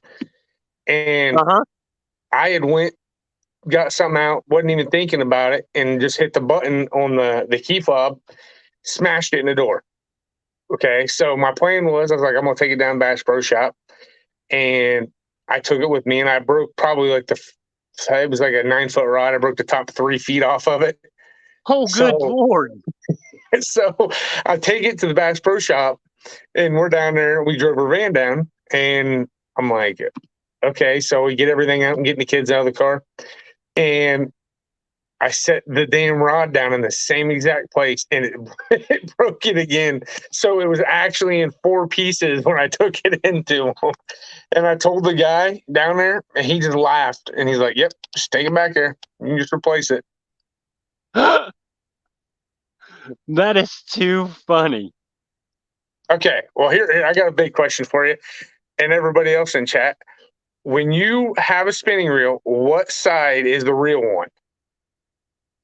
Left, I'm right-handed. Exactly, right?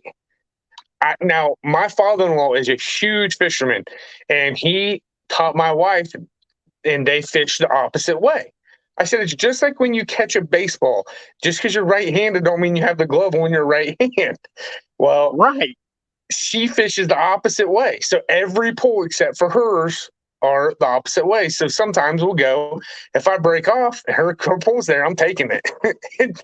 I'll switch it. And then when we go fishing again and she sees it, she gets so mad at me. I'm like, well, you know what? Learn how to fish right then. I was like, I don't know what Learn to how tell to you. fish right. I said, when you go to Walmart and buy a reel or go to Bass Pro Shop, what side's the reel on? I'm like, unless you specifically look for a left-handed reel, that's where it's supposed to be. Yeah. He said, So, all right, here's one. Does it drive you guys crazy when you go out and you see somebody using a spinning reel and they have it upside down? oh my gosh. So I got a story on that one. Oh, here we go. Here we go. So we we went so I like I told you, the up at the Maumee River they do the walleye run every year. And I mean it'll be shoulder to shoulder if the water's not completely out of its banks. And I mean, even then, it'll be pretty packed. Well, as soon as they go out or going out, the white bass come in, and you can go up there. And the one time we set up there, we caught between four of us. We spent longer driving there and back than we did fishing because we caught 114 of them in like 2 hours. Well, Ooh. we go around, we leave that spot, and we go to this other spot, and there's this woman there. And I don't know if she just seen everybody fishing, so she decided to jump in on it or what. But I'm watching her, and she has and you can tell it's brand new because it would look like it was a big reel.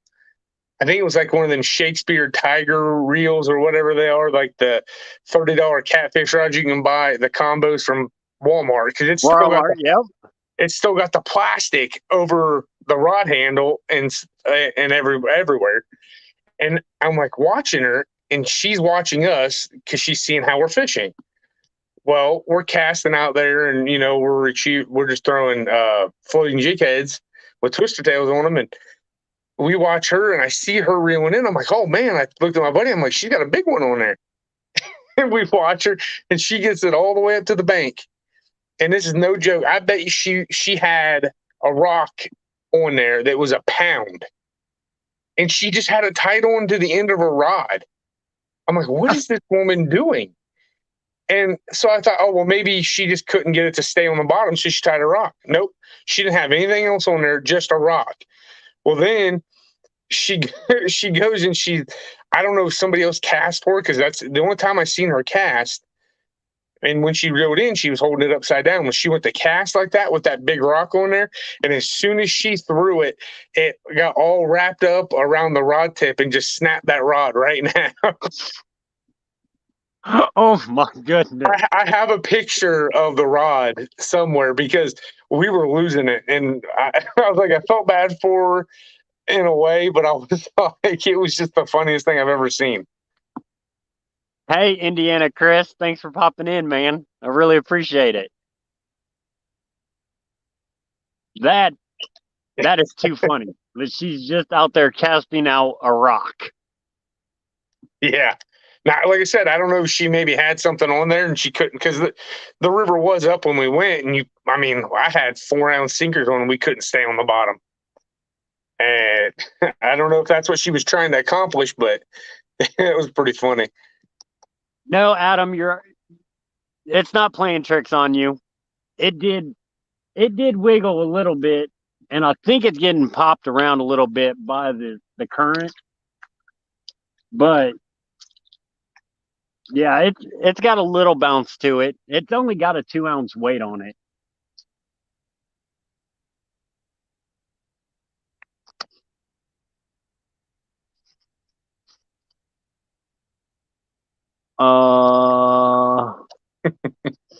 Yeah, man, I'm glad to be out fishing. That is for sure. I think I'm really hoping that these catfish aren't in spawn right now, because they are super finicky when they're in spawn. Yeah.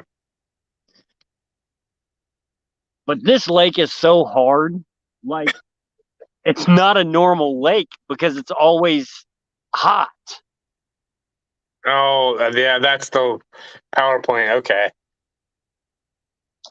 So, like, times when fish should be doing something, they're not doing it because they already did it. And it's reversed. You got to completely rethink your setup when you fish this lake.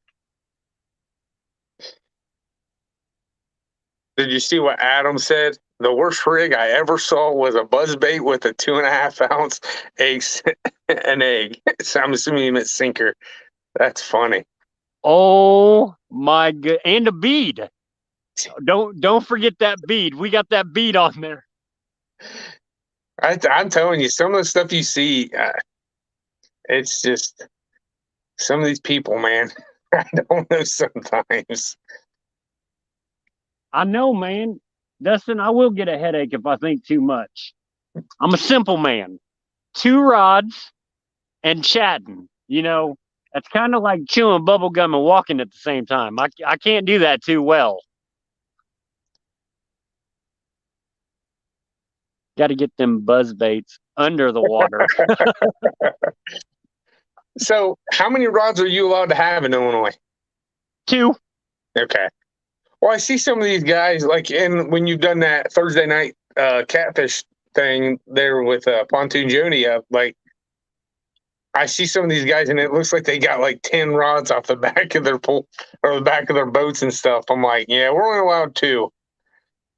Yeah, I get really jealous of the guys that are like drifting and they got 6 and 8 rods off the back of the boat.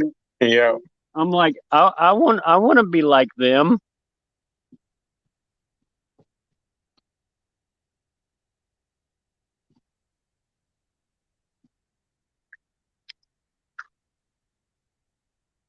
All right, it's bait check time.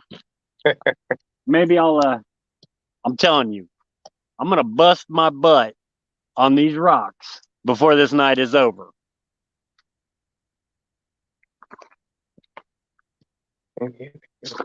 3 rods in Indiana. Must be nice.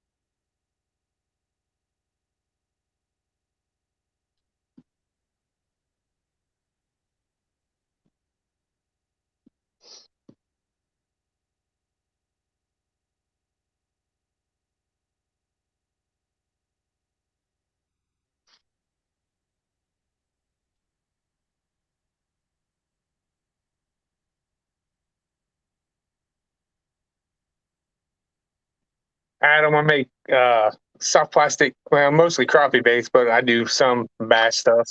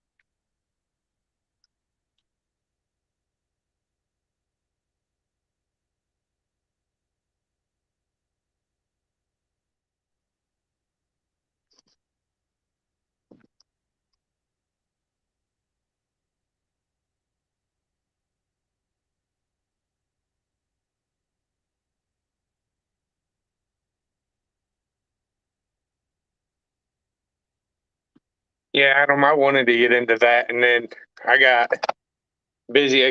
I shipped 8,000 bags for Mr. Tackle Box, and now I'm working on 12,000 bag order for them, and it's just me. My kids help and wife help every once in a while, but it's just me shooting all them baits. It takes forever.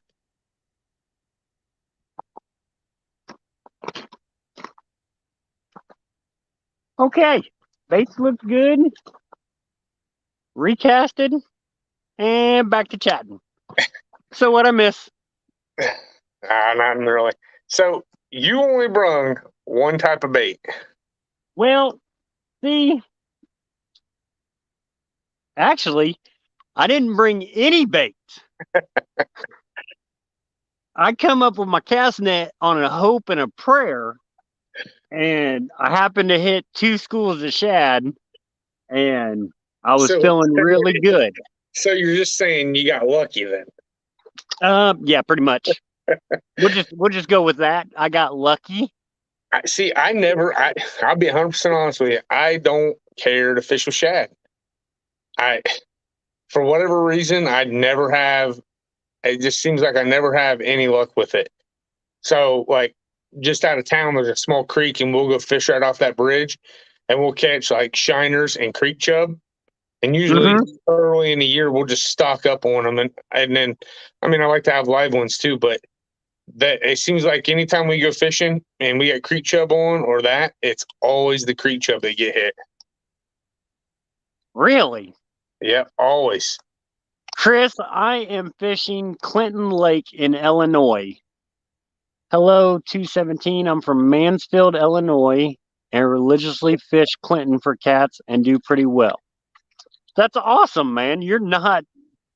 That's my neck of the woods. I know where Mansfield is. And Joseph, thanks for coming in. Austin's your cousin. Got you. You caught the big old flathead he was talking about, right, Joseph?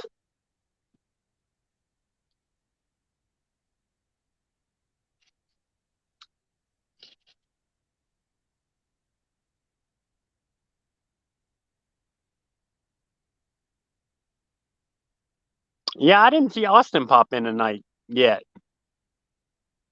He may be asleep. You know, most people are asleep at 11 o'clock at night, but Slab Slayer, that's not funny. big flatheads up here? Yeah. 60, 70 pounds? Yeah. Well, we ain't got nothing like that, but I told you our lakes, in the deepest spot might be 20 if we're lucky. But they consistently catch 40 pounders. It seems like they're getting bigger every year, but I don't know how they weren't originally in the lake. I was just told stories that they were people come and dumped them in the lake. And, you got all the people that are big crappie fishermen complaining about, oh, well, it's going to hurt the crappie population, this and that. And that's 10, 15 years ago. And now it's like those guys that go up there, every weekend they're catching 30, 40 pounders, consistently for a lake that size too. I don't know how big your lake is, but I mean, it's not, our lake's not very big. Clinton's actually a really big lake. And yeah, Joseph did catch that 60-pounder. So the last tournament I did on Jody's channel, we fished the same bridge that Joseph caught that 60-pounder from. Were they fishing from the bank too? Yep. Wow. 60-pounder brought up to the bank, and he's caught a lot of 40-plus pound blues. Man, I'm having to come over your way. The hell with this. I'm not making it look very good tonight, let me tell you. Well, we used to go fish this Pay Lake down, it's about an hour from here. It's called Catfisherman's Paradise. And this place, and I didn't know this at the time when we used to go all the time, because we just started going down there. And I know one night my wife had one on, it was probably 60 pounds down there. And she kept just trying to drag it on the bank. And I told her not to, and she did. But it was so funny because she kept trying to set the hook, and she kept missing these fish. And I told her, I'm like, you really have to set the hook hard on these fish. Well, she goes, and I see her reel up on one, and she sets the hook, and I bet she only lifted the rod about 6 inches. And I said, I told you have to set the hook. And she's like, that's as far as I could go. And I'm like, oh my gosh. She got this thing all the way up to the bank, and it broke off. And then, well, now we went back like a year later, though, and we went down there when they first opened up. And this is what made me stop going down there, because we watched them, and they were driving around with one of them, those gators with the dump bed on the back. Uh-huh. And they had like a 30-foot gaff, and they were just out there, like all the fish that had died over winter, and they're just dragging them out of the lake. I mean, and if you would have seen some of these fish, I mean, anything from like 30 to there was probably a couple 80-pounders they pulled out of there. And then I found out where they get the fish from. And what they do is, because in Ohio, you're not allowed to transport fish from lake to lake or pond to pond or anything like that. So what they do is they buy an out-of-state vendor's license, and they go down to the Ohio River, they go down to Tennessee River, and they set them big hoop nets up, and then they bring them big catfish from down there back up here to put in these ponds. And these ponds, I mean, they're not very big, and they're the one, some of the average is probably 10 foot deep, and then the other one maybe gets 15 feet deep. But it's like, I know they've been trying to put a stop to it, but I'm like, I just don't agree with that, taking them big fish out of there. And then, they're all dying. I bet that I seen them probably take, just out of the pond we were fishing, they took probably 15 or 20 of them that they could get to from the bank. Yeah, I mean, you take a fish out of a river and put it in a pond, that's a completely different type of water. Yeah, and it's not right. These fish, the biggest one that I know they've cut out of the Pay Lake was 104 pounds. Ooh! We seen a 94 caught when we were there. That's a big old fish. But that is a big old fish. Well, they have this tournament every, I don't know if it's every couple of weeks anymore. I've not been there in probably 6-7 years, but they call it the Ironman tournament, and I think you only get one rod, and you got to be like 8 feet apart, and they use like there's 5 ponds there, and they let you I think you could fish any pond, or maybe they have slots. I don't remember exactly how it went, but it's like $120 a person. And we just happened to be there fishing that day when this was going on. And we had to leave because these guys were taking over our pond, and we just didn't feel like moving to another one. But it was like 20 grand. It was like $2,000 an hour.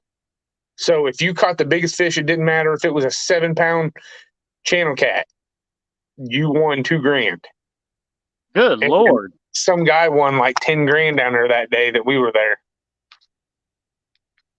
All right, Adam. Thanks for coming in and hanging out, man. I really appreciate it. Indiana Chris, thanks for coming in and hanging out. I really appreciate it. Sandy, I think the reason they die is just because, one, they have aerators that they run during the summer, but during the winter, that pond freezes and you got them giant fish in there, and there's only a certain amount of bait in there. I mean, I know when we went down one night, we watched a girl across from us. She was using live goldfish, and I watched her catch at least 40 fish.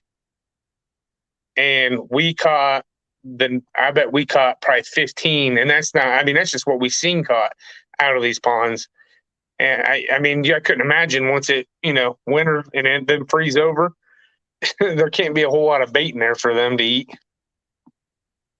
Steve Locke, what's going on? Thanks for coming in, man.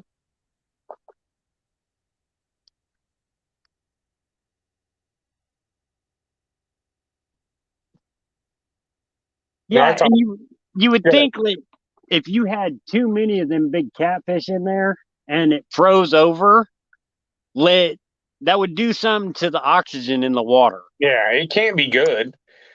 And I mean, I know I talked to a guy that he was a catfish charter on the Ohio River. And we went down there and fished with him right about the same time we were going down there. And there was actually a big article. It was in Fisherman Magazine when they do their special catfish one. And he talked to them, and a lot of them have said that they've seen a decline of big fish on like the Ohio River. I mean, because they're not the only pay lake that does this. I mean, there's, especially like the further south you go in Ohio, there's a lot of them down that way, and they do the same stuff. Yeah, I mean, yeah, it most definitely, they're not the only people doing it. Yeah.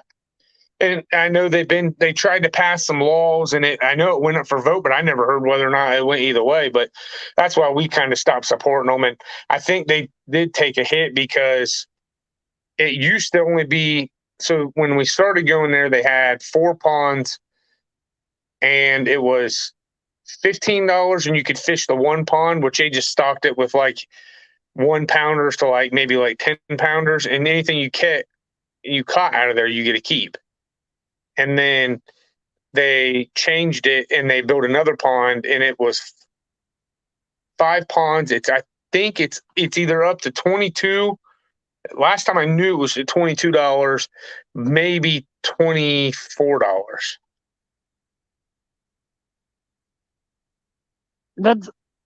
I don't know. I don't think I could. I remember when I was younger, we went to one pay lake. But after I got older, I was like, there's so much water. Yeah. I can go find somewhere to fish for free. Well, and, I had people giving me some shit about doing it. And I said, here's my thing.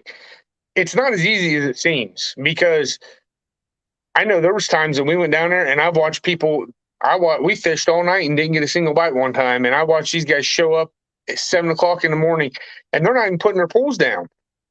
They use those big, tall bobbers, and these guys are sitting out there, and they're catching them one after another. And I'm like, wait, what?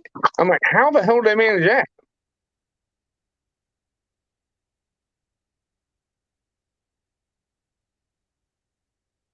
I don't know if they freeze completely, Sandy. I know the one pond is, when they dug it, now it could have changed, but they dug it, and it was like 15 feet deep average, and then they dug a trench right down the middle.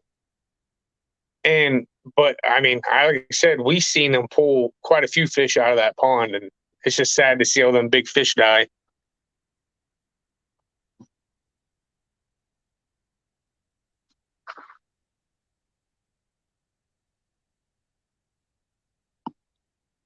But it's gotten so big. There was like groups of people. There was like groups of people that were fishing at these pay lakes, and they started making videos on how to catch these catfish out of these places, and they made a ton of money off of it. We got some action. I agree, Steve. Yeah, we don't do that anymore. After I learned how they got those fish, and we don't do that.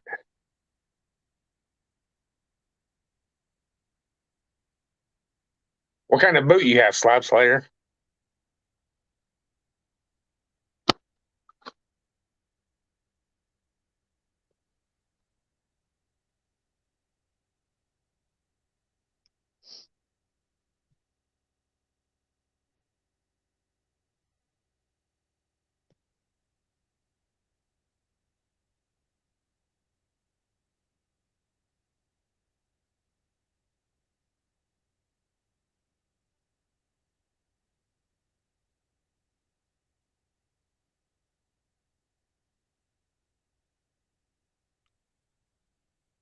Yeah, I don't, Steve. Those pay lakes, especially those ones that do that type of stuff where they catch them, it'd be different, I guess, if maybe you were catching or buying farm raised fish and buying large fish like that, and instead of taking them out of the Ohio River or Kentucky River or Tennessee River, and then bringing them all the way back to Ohio to put them in a pond, and who knows if they're even going to make it through the year.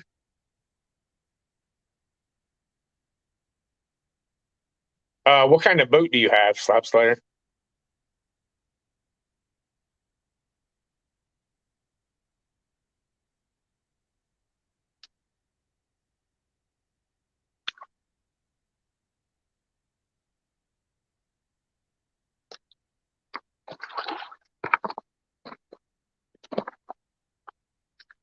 Well, I thought he was going to get serious.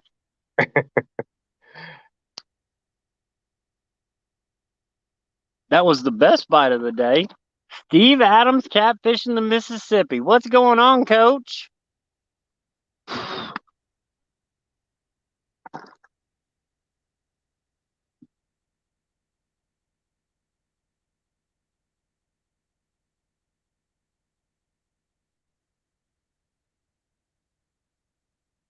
Yep, that's exactly right, Steve. It's ridiculous.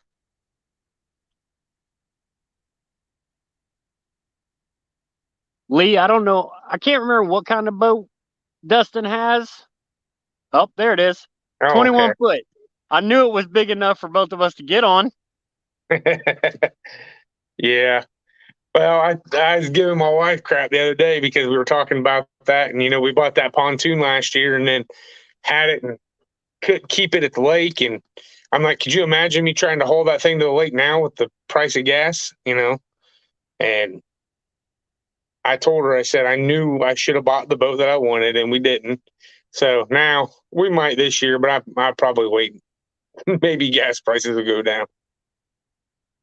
Yeah, I wouldn't put big hopes on that. Yeah, I heard they were going to be average nationwide up to $6 by August. Hopefully that's not true. Yeah, I hope not, because I don't want that to affect people coming over to the meet and greet. Yeah.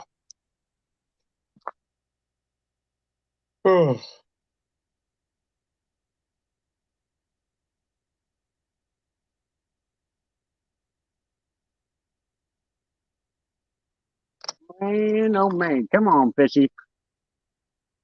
6 bites. This is kind of a rough night.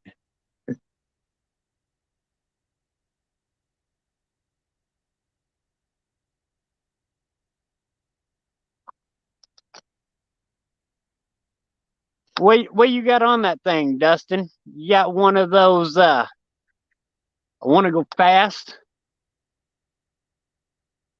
engines? Uh-oh.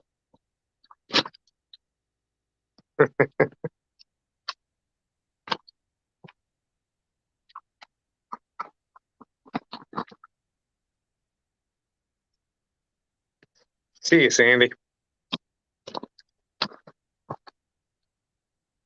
Sandy, thanks for coming in.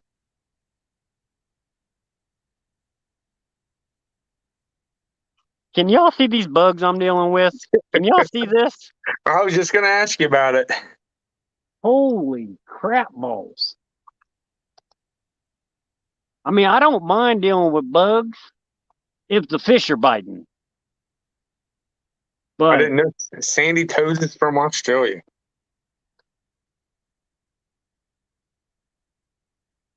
He's got a 250 on that thing. Jeez. yeah, see, that's one of them ones you got to wear them goggles with, just so you can see where you're going.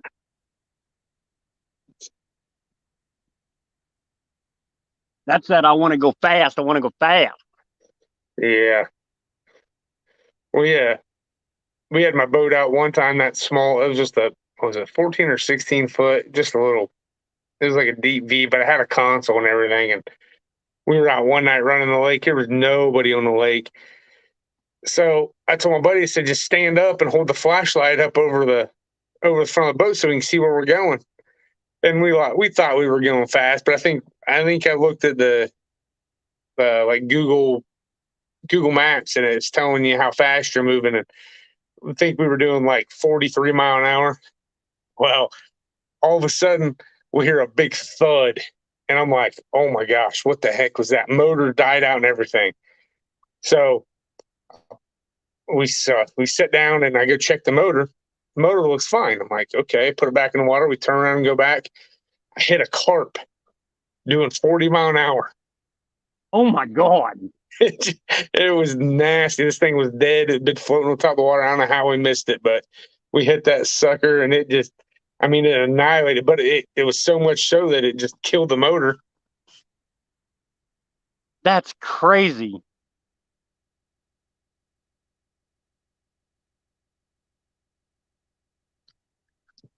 My name's JR, Joseph, and I am running, what do I have? That's actually a good question. I am not 100% sure which hooks those are. Austin made up the double hook rig. And then, so I know there's circle hooks and then there's 6/0. And then the other pole has I want to say it's a big cat hook. I think that's right. No, I lost Lee.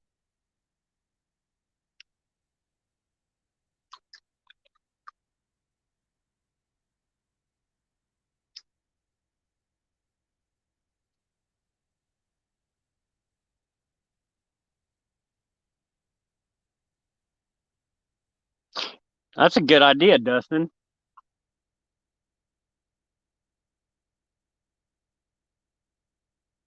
It's not so bad when I get a breeze to blow through.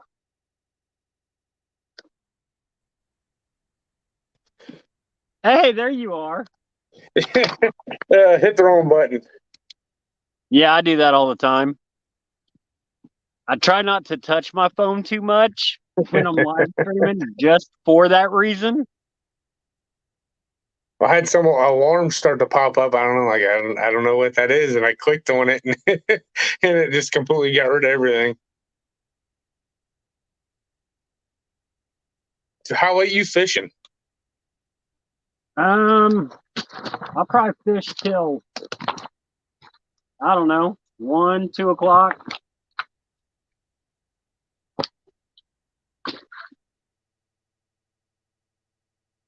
Come on, just take it. All you gotta do is take it.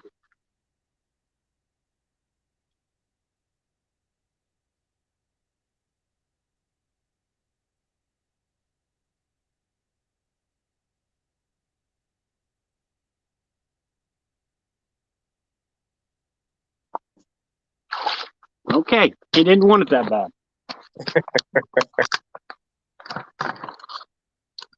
I will be happy just catching one fish. Just one. Yeah, it's always how it goes. And that's really sad to say, but I would be extremely happy with one fish right now.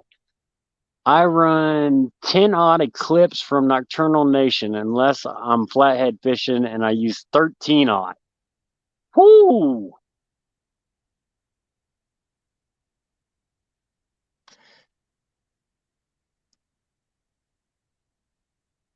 Yeah, I just really started getting back into catfishing this year.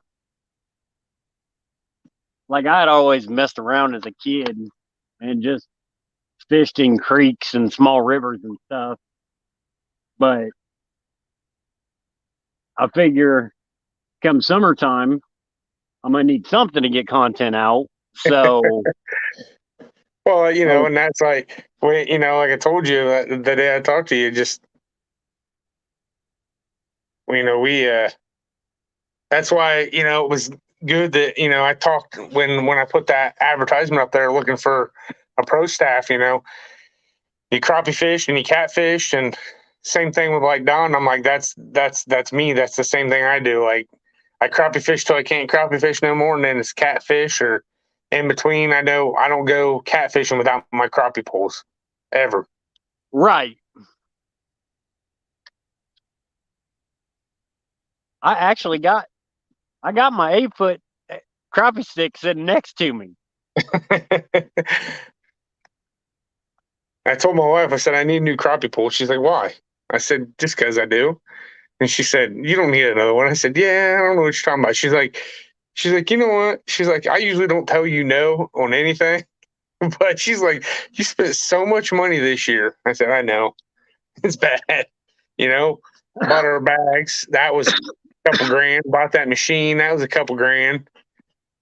I'm like, well, it'll all be worth it when I get this other order done. Well, yeah. I'm not doing another one for them though. I don't think. I mean, they're a good company to do stuff with, but I don't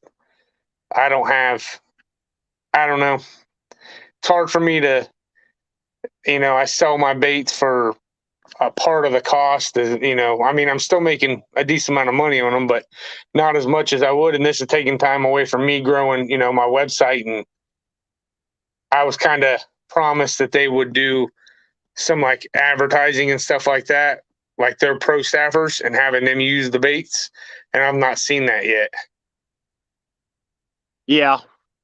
Yeah, that's really hard when you don't see, you're not getting what you want out of it or are expecting. Yeah, I mean, because when I talked to him, he told me they would send me a box, and and he told me that he would send me some stuff and we'd be able to promote it, and then it was like that kind of faded away, and then like when I finished my second order for them, because they do what's called net 30, so they pay you 30 days after they receive the shipment, which is fine, but I didn't. The last time it took for me to send emails to them, I waited a good week after I was supposed to be paid, and it took almost a month before I actually got paid from them. And they were saying, that they had a new chief financial officer, and they had a bunch of people in their accounting department quit. And I'm like, I understand that, but I'm a small business. Yeah, I'm a small business, and I just spent time that I could have been growing my stuff, my own business. And like, that's why I haven't been posting on Instagram or anything. My wife keeps telling me, that I should start doing some YouTube here and there. And I'm like, I don't mind doing that, but it's like right now I'm afraid to post, because every time I post, I got pictures from you and Don and Jamie, and it's like I don't want to post anything, because when I was doing that, I'm getting order after order after order, and I'm like, I can't do that right now at the moment. I'm like, with this order, I got to get this done first. Look at what Slab Slayer just said. Stop bragging. Gosh. I love let Dustin get on them fish that way. I love seeing all the pictures. Well, my thing, it's like I started doing this job, so I didn't have to work so much, and now I work more. You know, this year's just been. I mean, I think yesterday I worked from 8:30 in the morning till 11:30. So, besides the big order, how are the other side orders? Are they still Well, good? I've had a few here and there in the last 2 weeks, and those have been. I've had some stock, but I'm trying to get this other order done. So, like I said, I hate not posting on Instagram, but it seems like every time I post on Instagram or share your guys' pictures, then I get a bunch of orders in, and I'm like, I had so many of them there at one point that I'm like, I put off running this, and now now I'm down crunch time to get this done. I mean, it's nice because I can have my son, he can come out and he can run some baits here and there, and it takes that off of me. Right. Yeah. I mean, I think once you get done with this big order, you'll be golden back on track. Yeah. It's just a matter of getting through this. Yeah, I got some big plans for after this is done. I mean, because we've been trying to get some merchandise done and trying to get, because I really want to get some shirts, some like pro staff shirts made up for you guys. And I've had this started forever. I had some stuff like it was going to be a separate page on my website and stuff like that. And I just, everything got put on hold when this order come around. Right. Hey, Great Farmer Freelance, how's it going, man? Thanks for coming in. We're just sitting here shooting the breeze and staring at some poles, not really doing much. Yeah, you're not gonna be paying attention to when I'm just gonna go flying out of there. Man, I hope not. I just built them rod holders today.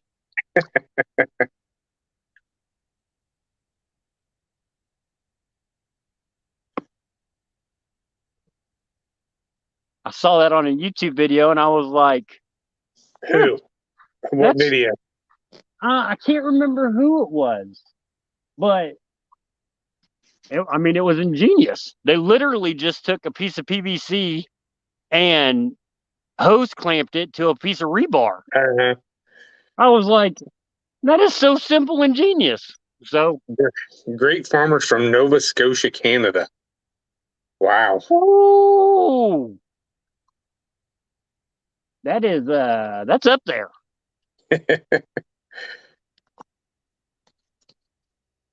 That's like Oak Island territory. Oh, Dustin's going night fishing. Now, Dustin, when you go, do you use one of them underwater lights? Have you ever seen those things? Yeah, they're crazy. I've had two. I had one that was just the cheap one. It was at Walmart. I think it was Berkeley. It cost like $10. And I bought another one. It was a little bit better, but it doesn't float like the other one I had. So I need to rig it up so it can float. But I'll be honest with you, I've only used it a handful of times, and I've never even seen it bring any fish in. Really? Holy crap! He's got a homemade one that's 10 feet long.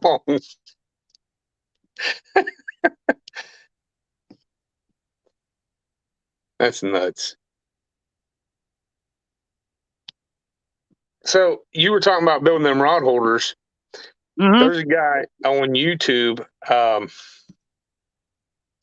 have to look him up.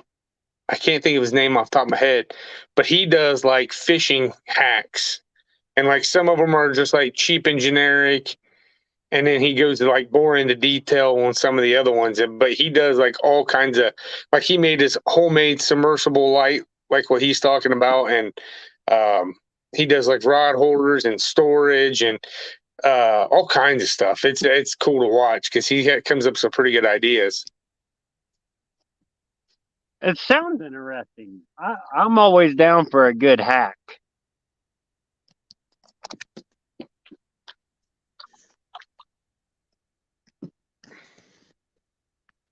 So I thought you'd get a kick out of this.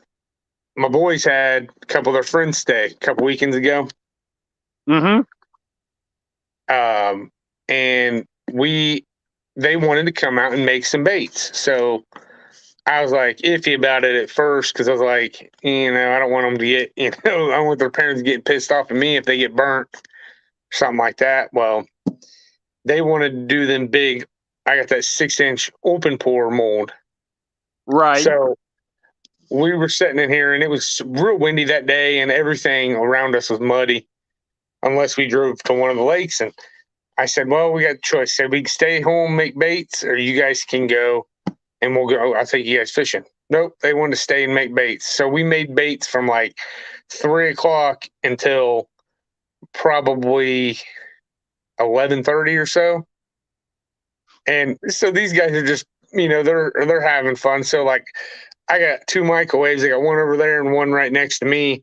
And then I got 3 of those molds and a couple other different open pour molds. And I got 2 of my boys and 2 of their friends out here, and they're just making baits like crazy.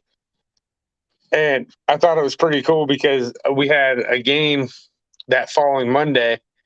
And when we were at the game, my mom was talking to that kid's mom and his grandma, and like it made me feel good because he's like that's all he could talk about because like he made all these baits and then I took him out and he ended up catching a bass on one of them the next day and he was like so pumped, like now he's like hooked on fishing. And That's every time I see him, he's like, I want to come back to your house and make some more baits. I'm like, when I get this order done, you guys can make as much as you want. Look at what Dustin said. Believe me, my kids have been out here. I told them, I did tell them, I said, because I paid somebody for help last time. And I told the boys, I said, if you want to help, you want to make a little bit of money. I said, you're going to help me. I said, but if you're going to do it, you're going to do it until the end. And like I said, when we pull those heads off because they come in, I don't have any in here. Oh, yeah. So they come like this. And when they're like that, all this stuff that's not just the heads, see, you just pull the heads off of there. Right. And then all that other stuff can be remelted and you can reuse it. But I like to check them and make sure there's not a bunch of air bubbles and stuff like that in them. And I told the boys, I said, you can do that. So my one boy, he's like big into sports and he's like, Dad, I want to buy this. I want to buy this. I want to buy this. And I'm like, you need to get to work. He's been keeping track over the last 4 days. He's worked like 35 hours doing this. Like he's come straight home from school and this is the last week of school. And he's just been hammering them out, just doing them. He's like, Dad, he's like, how much am I going to get paid? How much am I going to get paid? And I'm like, oh my gosh, I never should have said anything. Tell him a penny a head. Oh, I told him, I said, that should be how I do it. I said, you should get paid by the bait you do. I said, I think he's pulled probably 50 or 60,000 of those things. Freelance just made a good point. That is a skill kids need at the moment. Yep. Oh, for sure. I agree. I got 4 kids for some reason. And my oldest, he has no work ethic at all, and it drives me absolutely insane. And then my middle boy, that kid, dude, he wants to do everything and anything that he can do, either work-wise or sports-wise and stuff like that. I'm like, I couldn't keep – that kid wants to do anything that he can do. And the oldest one, man, I'm like, man, you're 14, going to be 15, and he told me the other day that he didn't want to go to college. He wanted to go work at McDonald's. I'm like, you got to be kidding me. I'm like, you're going to college. I'm like, I've been saving a little bit here and there to help you out for college. I said, your ass is going to college. Hey, look what Slab Slayer just said.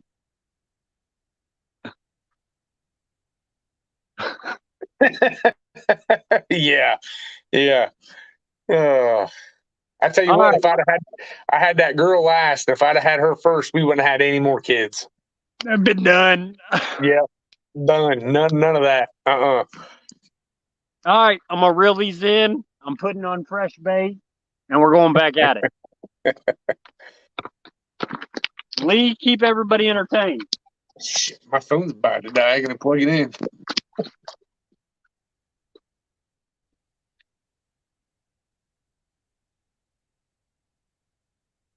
Oh, I thought he had one.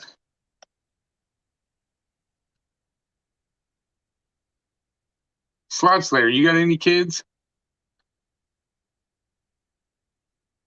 Great farmer. 3 boys. Yeah, I got 3 boys and 1 girl.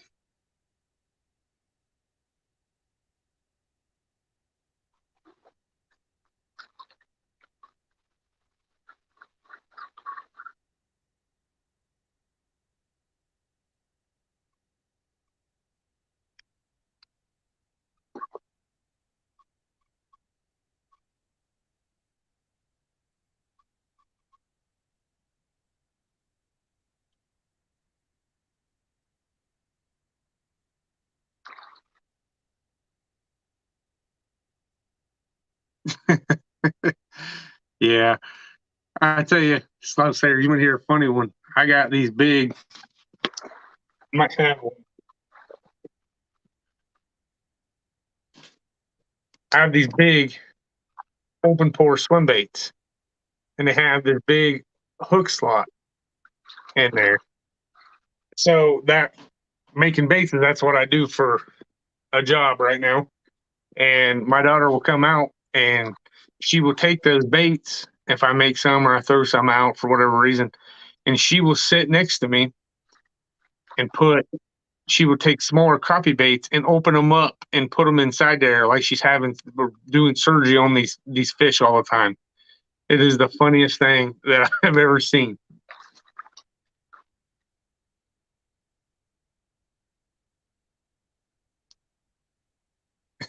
Great farmer. Yeah. Oh, we wanted that girl, and then sometimes, man, she's a little tomboy though. I can't leave the house and go fishing without her, that's for sure. She gets mad if I do.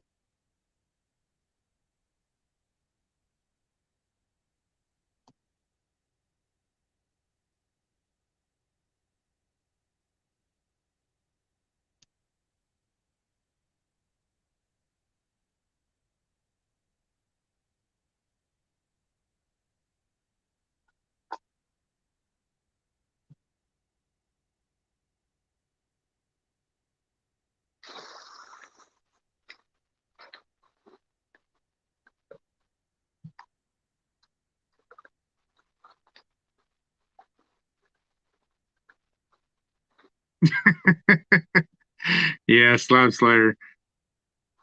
Yeah, now my daughter does the same thing. She's always you can go in her bedroom right now and she's got baits everywhere. If we go have minnows and she's constantly playing with them, well, that's why she's always dad. Am I your little minnow? That's why I started calling her, because she just every time we get minnows for the kids, she's playing in them and she'll hold on to them until they die.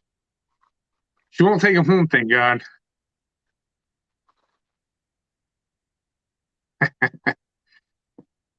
Yeah, my daughter, she don't fillet hers yet, but the boys do a little bit, and they love to eat it. That's for sure.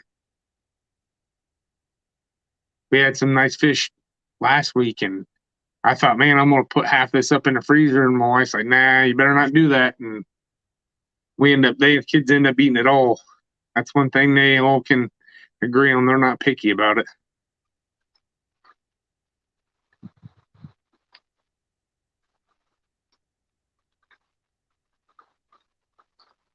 Slab Slayer, how do you guys cook yours up? Like if you deep fry them, what do you bread them in?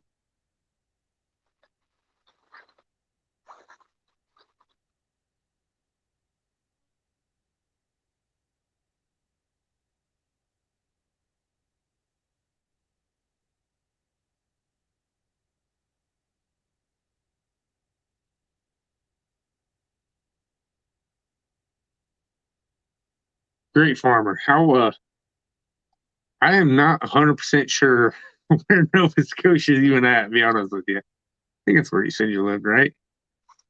Like, how far up there is that?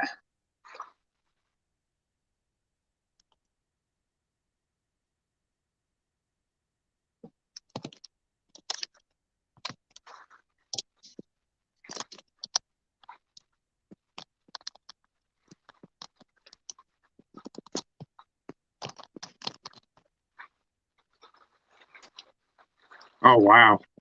Atlantic Coast.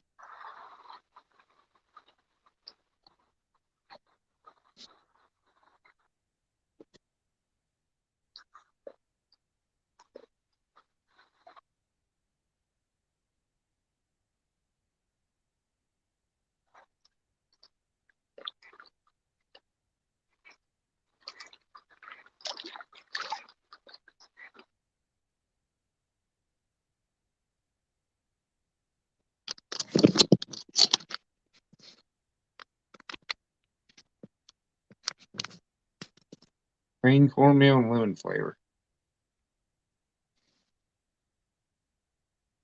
Now, do you ever cook them and not breaded like that, or deep fry them? I've always wanted to try blackened crappie, or I seen a recipe the other day for Nashville hot crappie. Never tried it. I'm not sure the kids kids would like the Nashville hot, and my wife, she's picky about that, but I'd like to try some new recipes.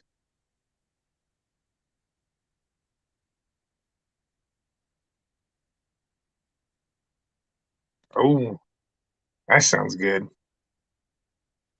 Yeah, Great Lake or Great Farmer. I'll have to check that out exactly where you're at up there. What all fish do you fish for up there?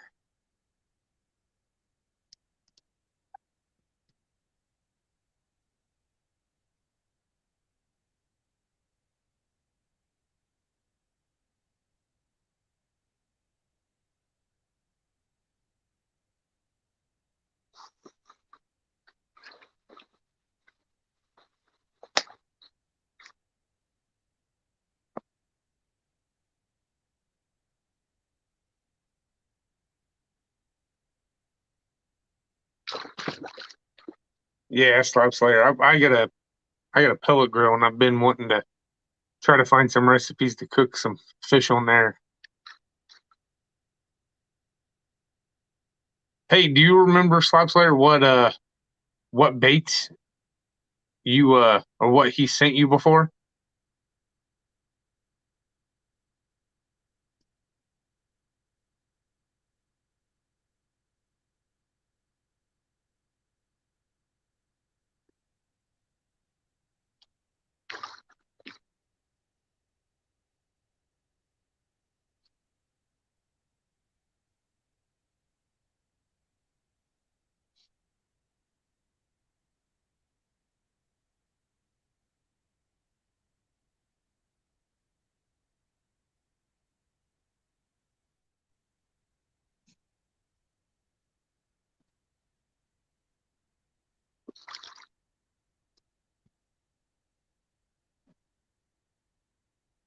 Tuna. Really? What kind of tuna? Or like what species of tuna?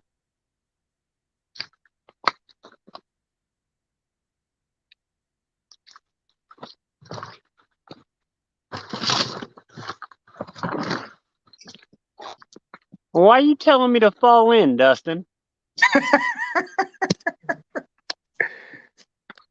I don't need no help. I'm close enough to doing it myself.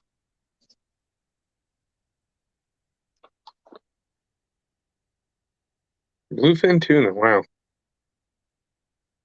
Well, I can send you some. That's fine. Ain't no big deal. I said we've been working on that. We've been working on that electric chicken. That's what those are for. Those are for those will be in mystery tackle boxes here in a few months. That's a different bait, or actually that's a new style I don't even have those up on my website. Those are core shots, right? No, those ones are. It's actually a 2-inch. It's a 2-inch twin tail mold. Really? Yeah, there's a company called Fat Guy Fishing, and I seen you some of those 1.5-inch twin tails, right? Yep. So what I have to do with those is like, okay, so if I want chartreuse tails, I have to shoot the bait, then cut the tails off and put them tiny tails back in the mold, and then shoot the other color on top of them. And it takes forever to do that. So when I got this order, I've seen that this guy, he sells the molds as a set. So I get the one mold and it shoots 40 heads at a time. And then I've been having my son run these, and then it comes with this mold, and you put the heads in there, and then you shoot the tails onto the heads. So you don't have to cut anything, but that mold is like $300 for the set. Wow. Oh, Dustin, I saw that. So Dustin said dark colors are out till January. Well, yeah, I was just seeing. I couldn't remember what. I was so mad at myself. The last time I sent you stuff, I don't know if I told you, but I had a whole thing envelope filled with stuff I was going to send you so you could give them away.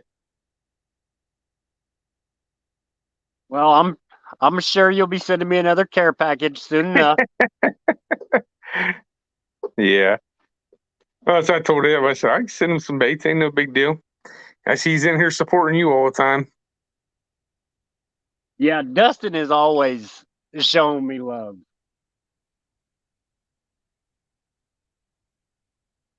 We still got 7 awesome people in here at midnight hanging out with us. I always forget you're an hour behind me. Oh, yeah, it's only 11 o'clock there, ain't it? No, it's 1 o'clock here. Oh, it's 1 o'clock there. Yeah. Woo! I'm surprised my wife hasn't messaged me. What are you doing out in the garage?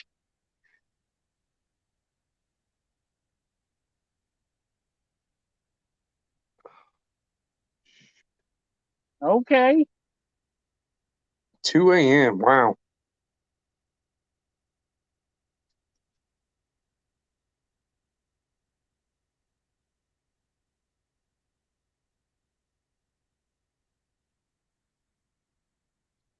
Cool Cajun cricket. Or cool Cajun cricket. Blue pearl. I'll have to look that. I'm not sure what colors he's talking about there. If there's any certain colors you want, I can make you some up. It'll probably be another week or two before I get to doing them. Once I get this order done, I'll get you some sent out.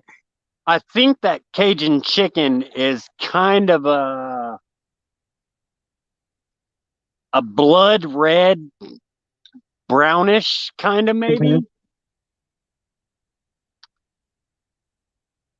Trying to think if I had anything like that. I don't think I have anything like that made up.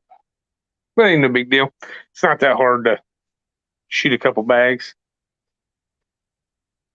Yeah, I want to get some new collars on the website. What I thought about doing was having you and, well, you already kind of did, but you could always do another one. But have you and Jamie and Don all like make up a collar, and then like they'll be like your actual, your collars on the website. Rebelicious? There you go. I like that.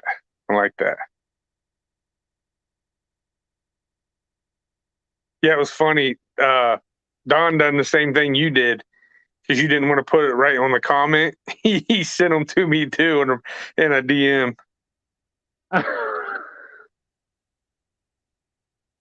Well, I I wanted that one to be a funny between us.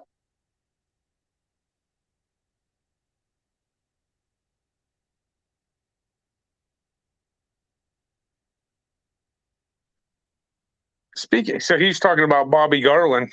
I was at Walmart the other day, and they've never sold in our Walmarts. They never sold Bobby Garland except for one closer to the lake.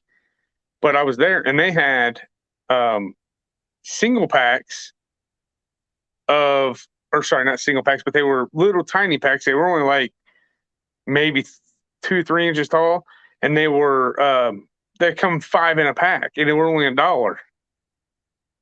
Really? So we thought about doing something like that. Just even just me and, like I told her, well, now with gas prices out, who knows? But just taking like a road trip and just hitting up a bunch of bait shops and places.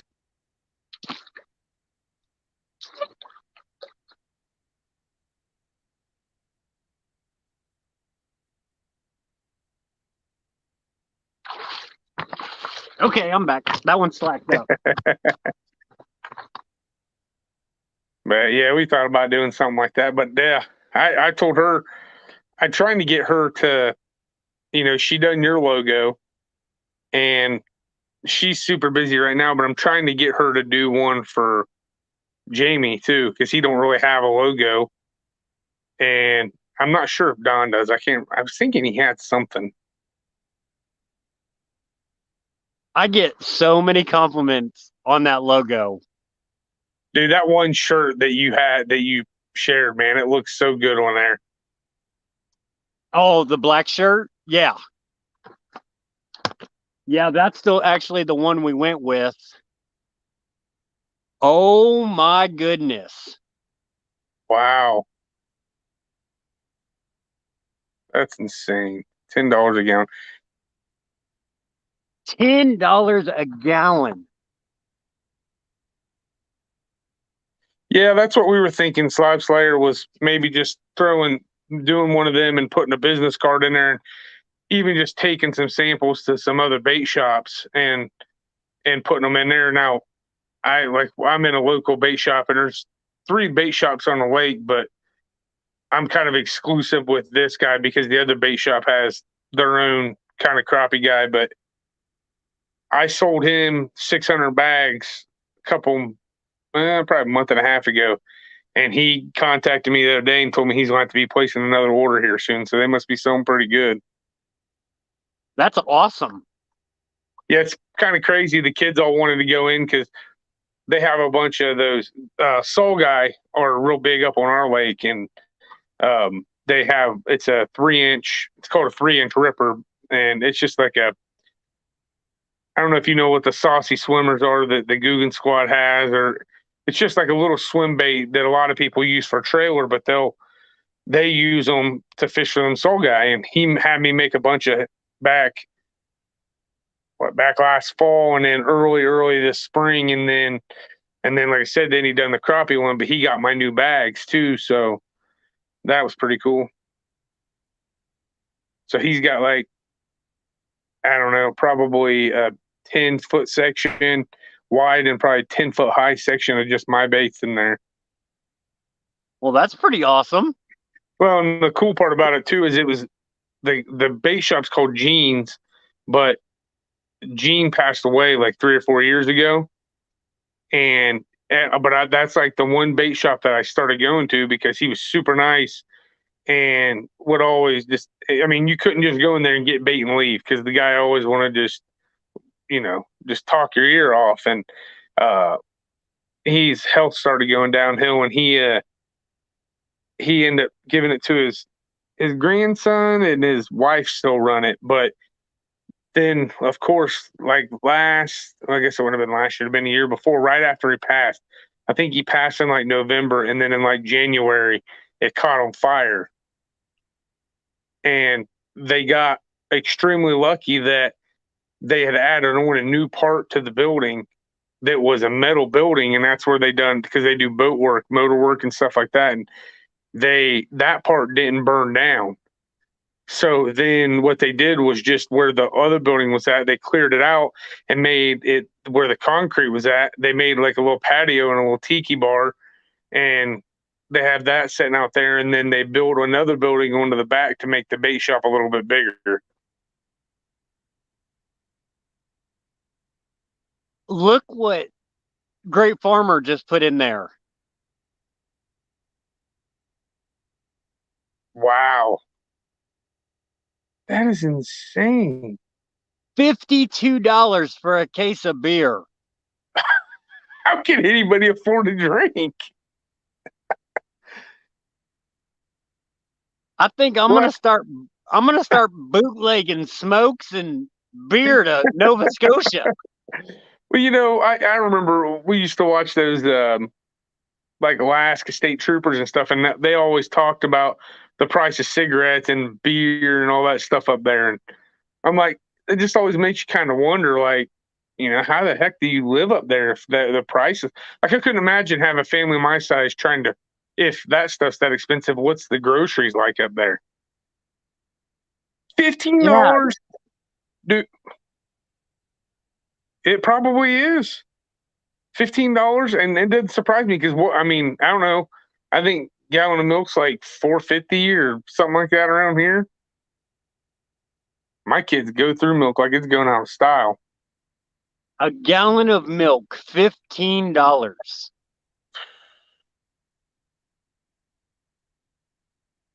Hey, Great Farmer, what does a dozen eggs cost? What's your guess? I'm gonna say $9. I'm gonna say $9. I was gonna say 8. My eggs are free. $10. That's his guess. Let's see what he says. All right, so we got 8, 9, and 10.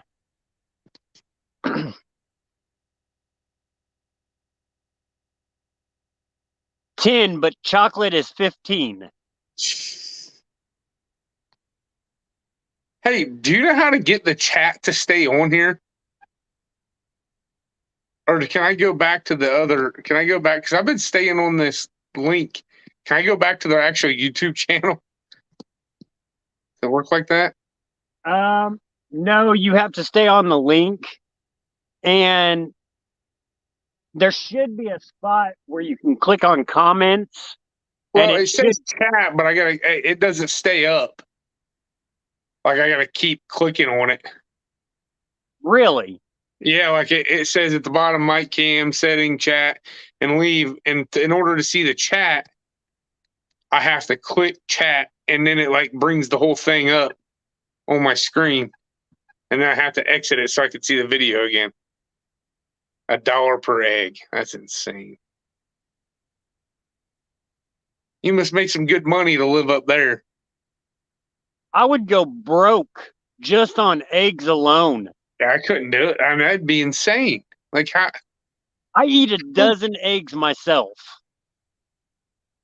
So when we cook eggs, we cook at least 2 dozen at a time.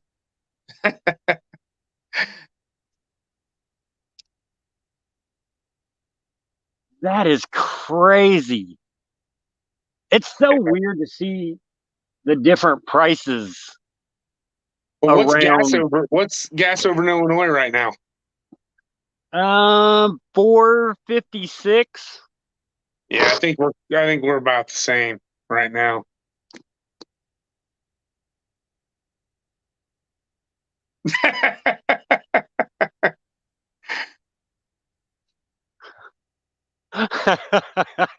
Well, what's Slater? What's gas down there? It's probably more expensive down there. Maybe not. I don't know. Yeah, Dustin, what are you paying for gas down there? So we'll basically go 2 different ends. Nova Scotia to Texas. Yeah. That's insane. I wish it was 409 here. 409. Good Lord. I know I had to fill my truck up the other day and it was 4.69 a gallon, and it cost me $100 to fill my truck up. How big of a tank does it have? 25 gallon. Yeah, see, my Suburban has a 42-gallon tank. Oh my God.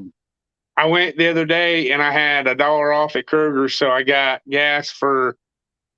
I think I got gas for like $3.35 or something like that, and I put $80 in. Was only 25 gallons or whatever. I think is what it was. So whatever I got it for that day. I'm like that's just insane. Great Farmer said last 20 years of career worked for the Canadian government.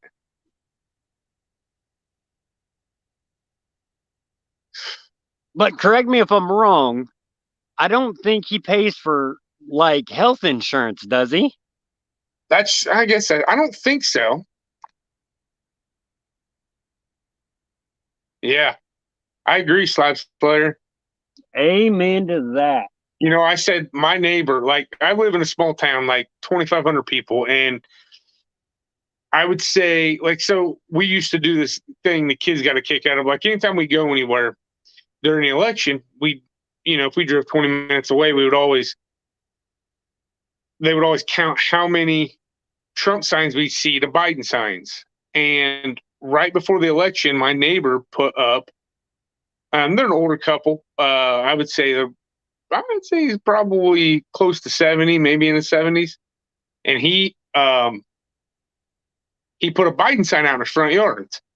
And, a lot of people were giving him shit about it, this and that. And I said, that's his opinion. I said, I'm not going to be like, go say anything to him, or I'm not, whatever. It's not going to change my relationship with my neighbor because he decided he wanted to vote for Biden, just because I don't feel like that's right to do, because that's the same thing that they done to us when we voted for Trump.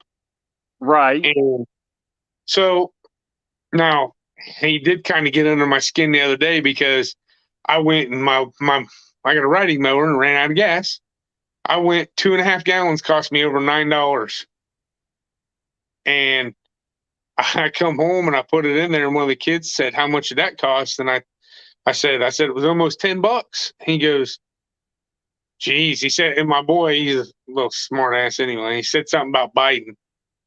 And my neighbor said something. I said, "Yeah." I said, I said, "The funny thing is," I said, "you put that Trump or that Biden sign out in your front yard and you took it over literally the morning the election wasn't even finalized yet, and he had already taken a sign down." And I'm like, at least if you're going to support him, support him. Don't just put a sign out because you don't like Trump. Like, I didn't agree with everything Trump said or did, but things were a heck of a lot different when he was in office. Yeah, we had jobs and all kinds of stuff. Yeah.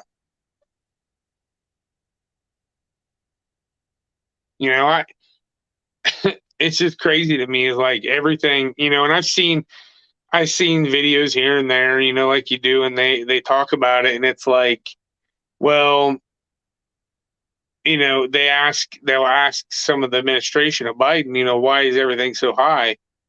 And they're saying, they try to blame it on the Russia thing.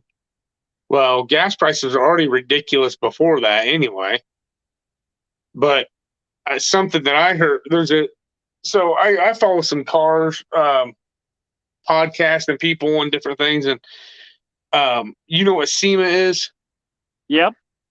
So Ford and Chevy and somebody else, Hyundai, I think, they've already backed out of SEMA for next year, or maybe this year. Yeah, I guess it'd be this year because I don't think it's till November, but they backed out of it already. And they said the thing about that is usually that means that there's something coming, like recession wise, because they said, those guys, they have their ear to the ground on that type of stuff when it's coming. And the first thing they're going to cut is spending like that, stuff that they don't need to spend. So I'm like, hopefully that's not true. But I mean, seems like it's heading that way. I mean, everything's ridiculous. Well, I know I just got an email the other day from the dealership that I bought my truck from. Uh-huh. They wanted to buy my truck back. Yep.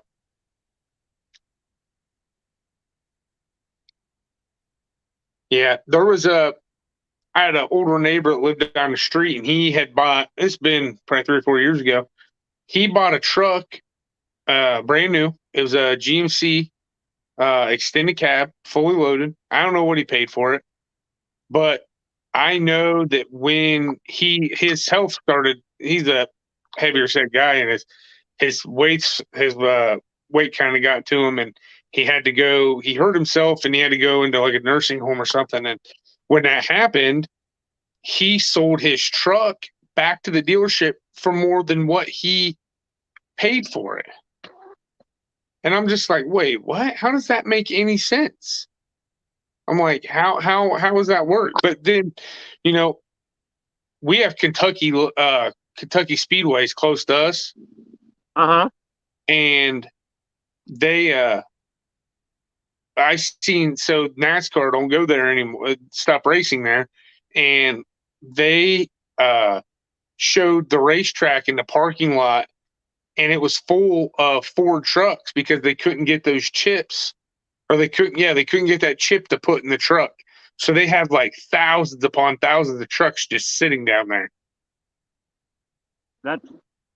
It's crazy how many new vehicles are just sitting around in lots because they don't have chips for them. Yep. It's nuts, man. Yeah, there's a guy I work with. He actually took his truck and made money off of it. So he basically drove it for free and made money off of it, selling it to a dealership. That's crazy. They brought a truck, a flatbed, to his house, wrote him a check at his front door, and drove it off, or drove it up on the truck and took it away. He didn't have to do anything.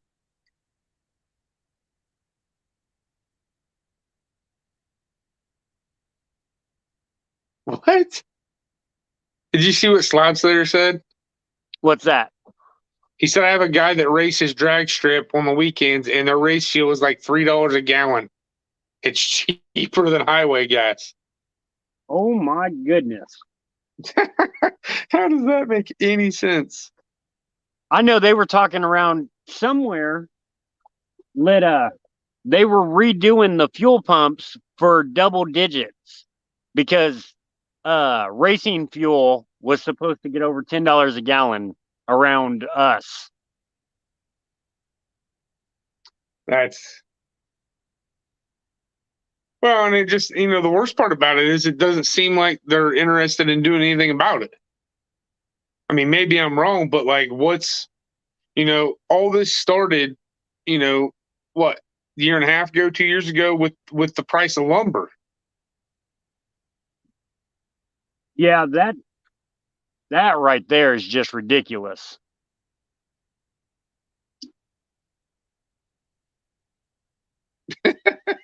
Great farmer. That's married a Coors Light girl, 11 years younger. I bet it has been a lot of fun. I always tell my wife, I said, you ever leave, I'm not getting remarried. Catch a damn fish. I don't know if you noticed, but I'm working on this. Like, I have things in the works. They're just not cooperating. I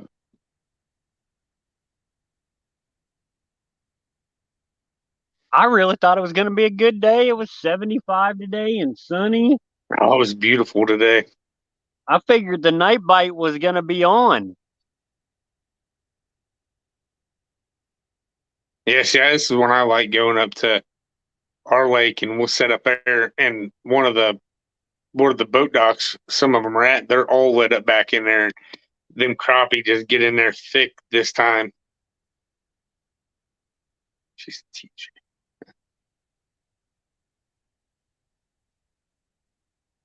He has a 27, a 26, and a 13-year-old.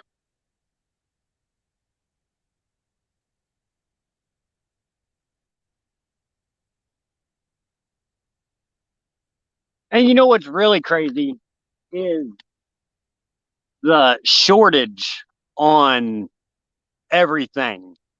Yeah. Like, why do we have a shortage on baby formula? Yeah. How does that make sense? Yeah. I don't know, man. It just, sometimes I think, like, what the hell is going on in our country? And, like, but then you think about, like, how crazy it is in some of these other countries. Yeah, I mean, it's just so weird.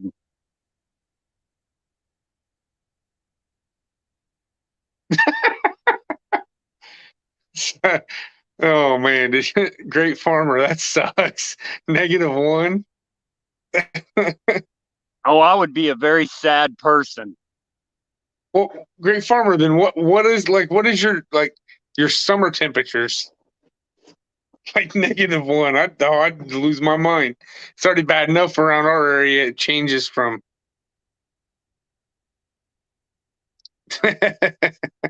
you do that, Slab Slayer.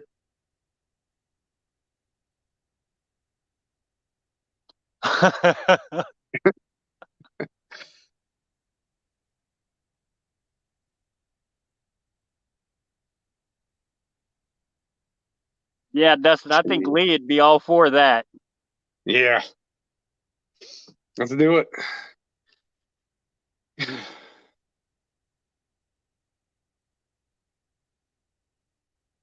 I'm glad I'm not the only one that thinks it's crazy that, we have like a shortage of baby formula.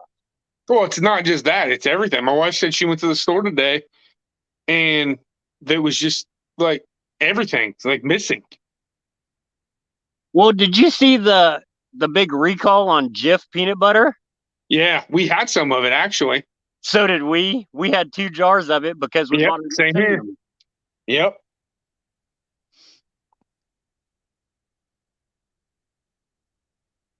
-25 degrees Celsius. So what is that in Fahrenheit? I don't do Celsius. Oh. I would try to find it on I would try to find it on Google right now, but I'm afraid I hit the wrong button and I'll lose it again.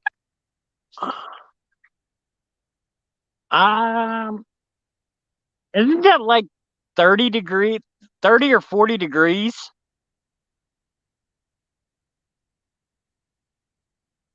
I could be wrong on that. What is the recall for Jif? It's my name. Salmonella poisoning. Yep. 75-ish, she said, is what Slapslayer said. I couldn't do that.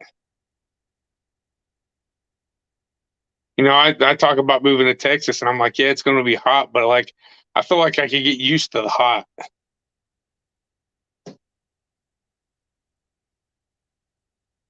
Yeah, I think I could handle the heat a lot better than I could handle that negative stuff. Right? Like, I know 70. Jeez. Well, so where we live at a couple years ago, they got hit. Well, Dayton, which is only about 30 minutes south of me, and even a little bit closer. But there was like one night. It was actually Memorial Day weekend. And I think about it. So it's probably been Memorial Day weekend 3, maybe 4 years ago. We got hit with some tornadoes, and it went right through. I mean, Dayton. I don't know what the population is, but it's a big town. We got hit with the tornado, and I drove truck for the company I worked at, and I went down there, and this is no joke. I seen them plowing the interstate during, almost June, with a snowplow plowing the interstate to get all this stuff, all the debris off the interstate. And I was talking to a guy, and he's like, "Yeah," he's like, "You know why that's happening?" I said, "No, why?" He said, "Because Tornado Alley shifted." I said, "What are you talking about?" And he says, "Yeah, Tornado Alley shifted." I'm like, "Oh, that's just some conspiracy theory crap, you know." Well, sure enough, you get on Google and type it in, and this come from the Weather Channel, and they're saying that Tornado Alley has shifted, and part of it is actually in part of Ohio where we're at. Really? Yeah, because that night they got hit with, I think, like 4 or 5 tornadoes down there, all through like really populated areas. And I think they got lucky, and there was only like one death, but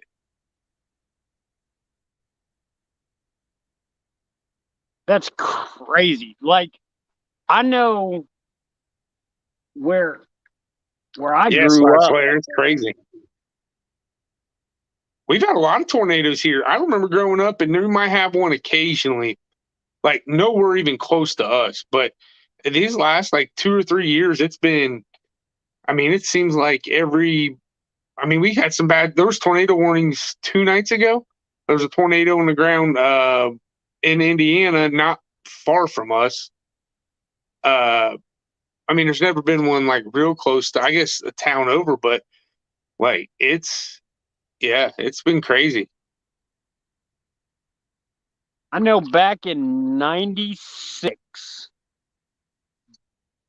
Decatur, where I grew up my whole life, in 1 week, it was hit by 2 tornadoes. Wow. One of them hit the east side, and the other one hit the west side where I live. It was crazy.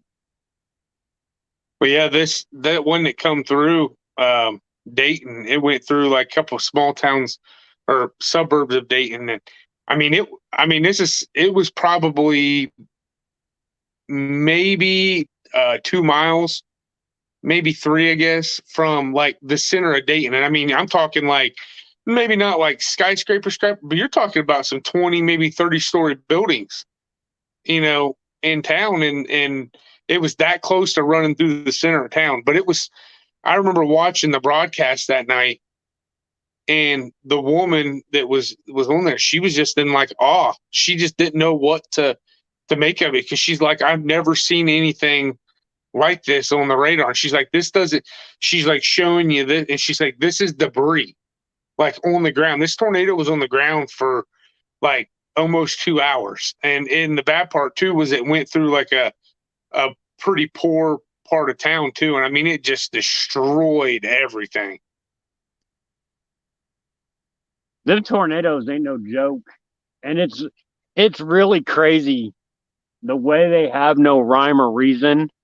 It'll destroy this house and leave the next house. Yeah. And then it's so bizarre. Yep. It's pretty nuts.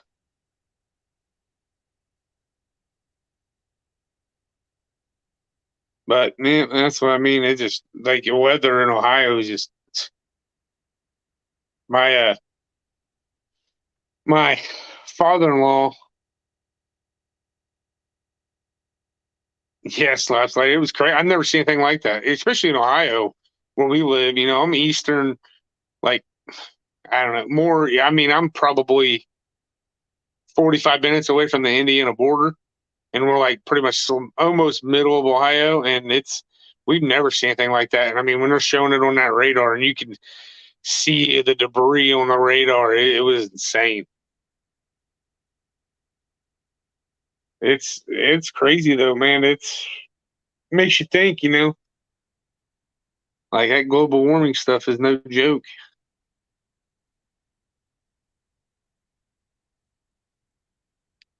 Yeah, that's why we're taking that trip in July up to New York, because they say there's a chance the falls could disappear. Really? And I'm like, well, that's one of those things I really want to see before I die or they disappear.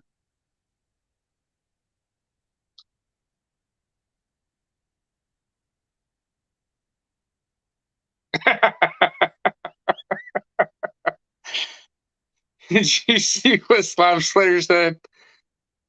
Yeah, I think it is affecting the fish bite. You are correct. Well, Great Farmer. I mean, it's crazy to me because I remember growing up, like, and you might hear about one here or there or a small one, but it seems like the last like 3 or 4 years, you've really been hearing about them a little more frequently. It seems like, and for to have that one go through a town like, I mean, that's a pretty. I mean, I would say a couple 100,000 probably. I mean, including the suburbs. I mean, Dayton's not a little town, but it's, I mean, I guess it could happen anywhere, but I like to have temperatures over 75 degrees though. I don't think I could do that cold all the time. Now, see, I think we're good. I think we should start having to worry about things when we hear Great Farmer talking about tornadoes. Yeah. Well, they can have snow thunderstorms. I wonder if they can have snow tornadoes.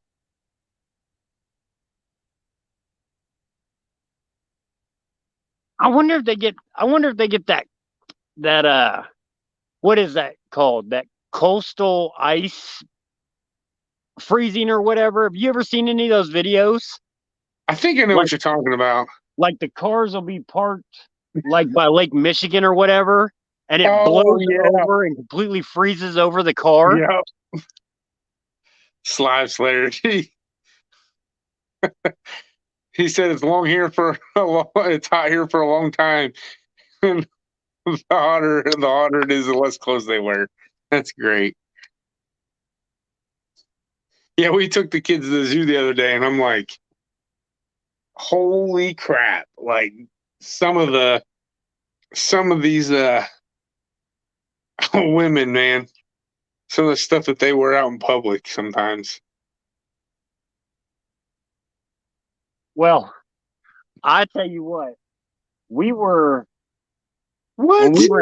when we were in Florida, we were staying at a big family resort, Mm. and all the kids were running around and everything, and like there was this group coming back from the pool, and me and my wife were outside. We were just walking around, and I'm looking, and I'm like, oh no, no, no, no, no, no. And this girl passes us, and she has on a thong bikini, and this thing looks like dental floss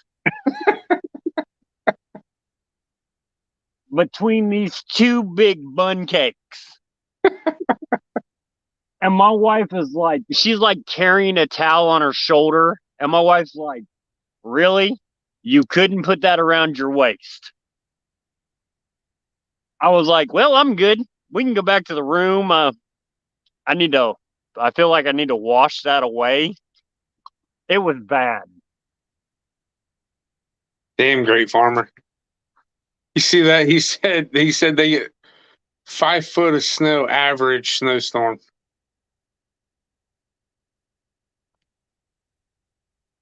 6,400 acres. Wow. That is a whole lot of land. So, well, you're talking about that.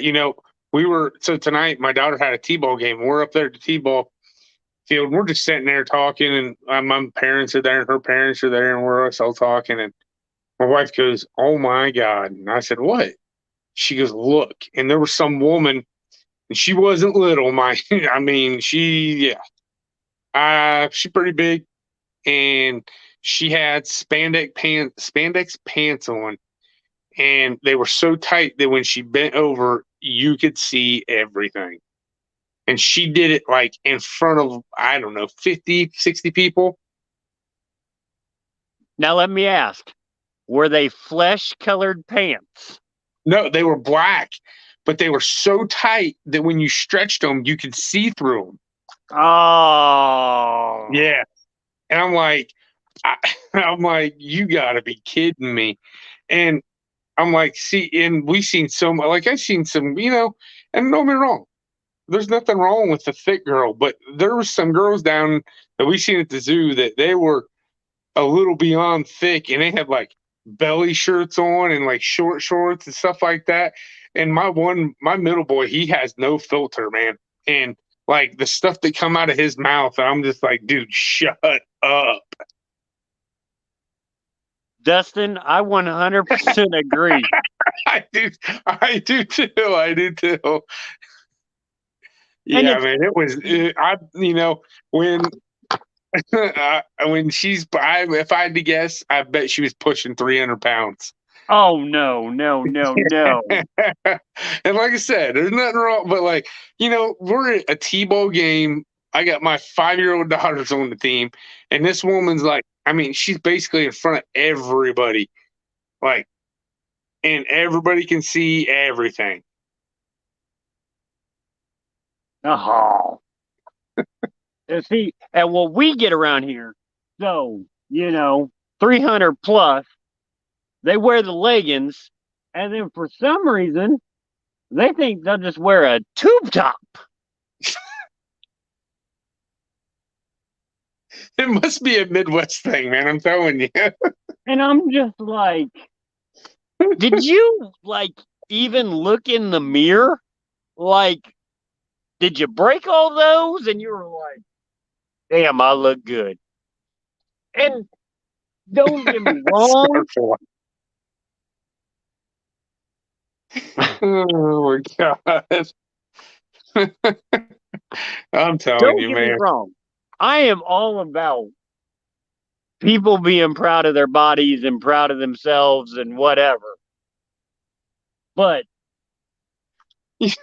there's some stuff other people don't need to see. Well, yeah, like I'm not the skinniest person, but I don't go around in like tiny shirts with like belly shirts and crap like that.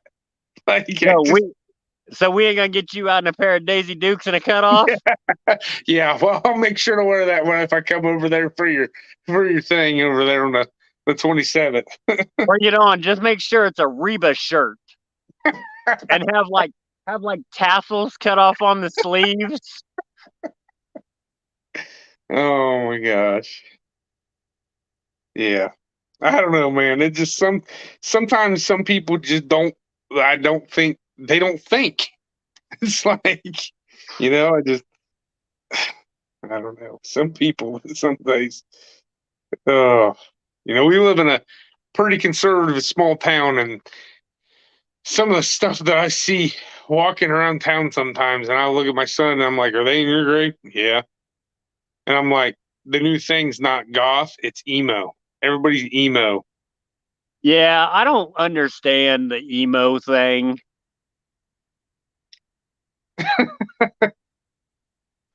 Oh my God. This is getting out of control. I'll tell you what, there may not have been any fish caught on this live, but this has been a very fun live. Oh God, what's he got to say now? With the plumper butt. Oh my God. Yeah.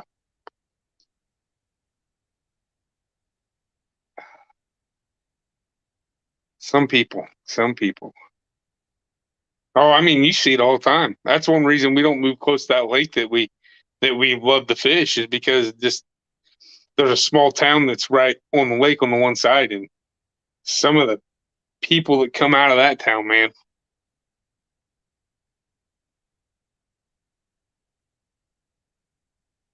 So do you guys got a bunch of meth heads running around over there? Not near us, no. So we're like it's weird because we're like smack dab in the middle of like three relatively, I guess like maybe 20, 30,000 people in a couple of the towns.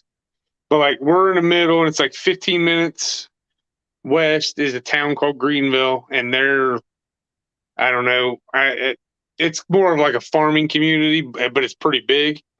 And then I got two other towns. The town next to me, it's like 5 minutes down the road. I do not care for at all. I avoid going to there at all costs.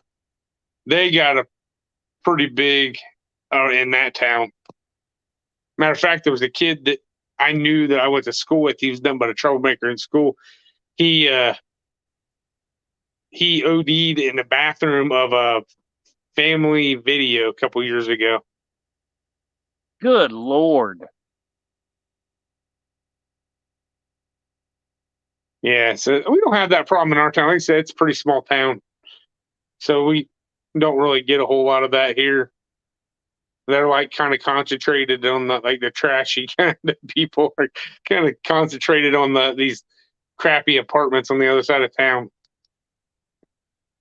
Well, great farmer, I'm glad you had a great time because I sure had a great time.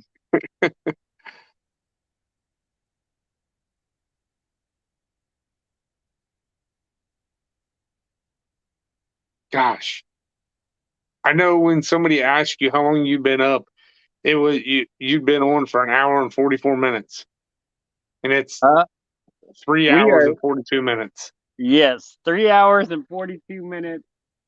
And I think we're up to like 8 nibbles. I can only really call one of them a bite.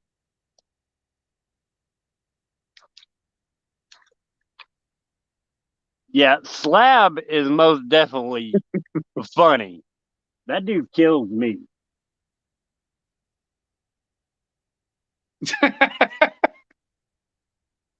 He just keeps at it. Yeah, but too bad the weight is not the only thing they lose.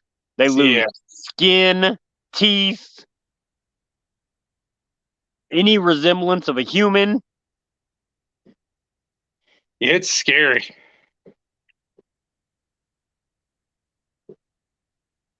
I had a cousin. She lived in that one town next to me that I told you I don't care for, and she got hurt at work.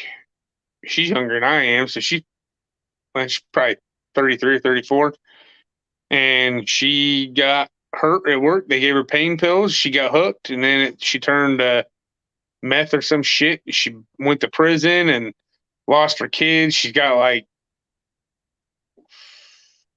I think she's got kids by 3 different guys. Jesus. And she used to be a pretty girl, and now she face is all scarred up and stuff like that. And I'm like, well, That's because they get on that shit and they think bugs are crawling on them, and they just sit there and keep fucking itching.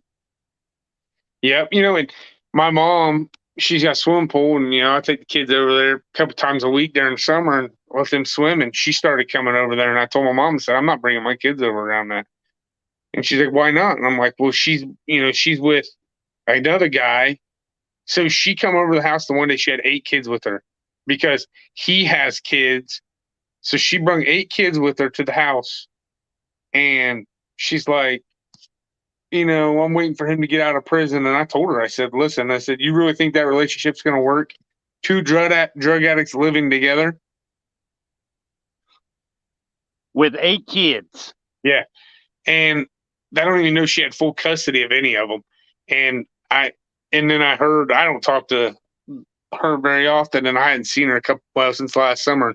I heard she's back in prison or jail or something.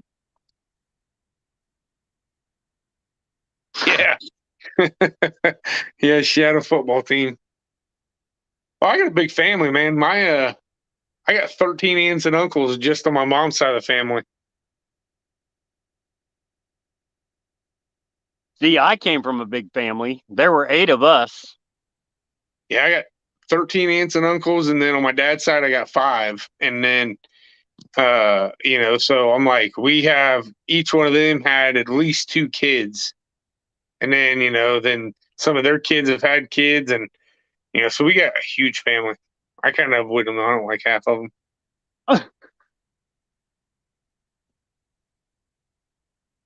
Yeah, so growing up for me was different because my grandma and grandpa took custody of me and my sister. And hey, Becca Mudtramp, how are you doing?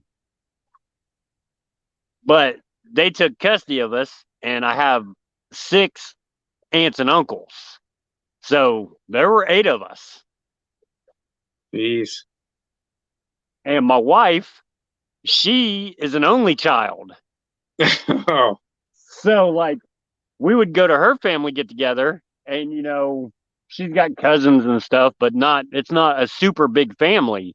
yeah. And then she went to our first family get together, and she was just like overwhelmed because there's 13 different conversations going on, people hollering across the room, and she's like, "Oh my God, what is going on?" And I'm like, "They're all just talking. This is normal." She was like, "No, this is not normal."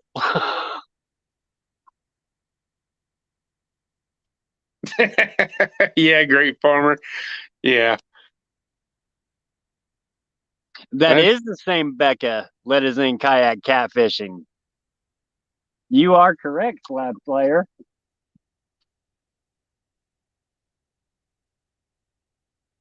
Kayak catfishing. Heck yeah.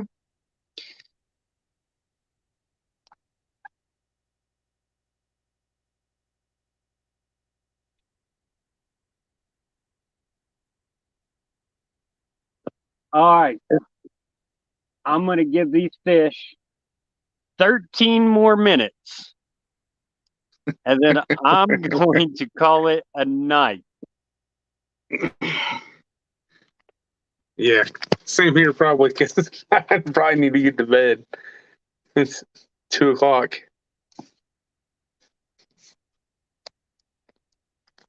I mean, it's different. Even if I had decent bites, I would be happy.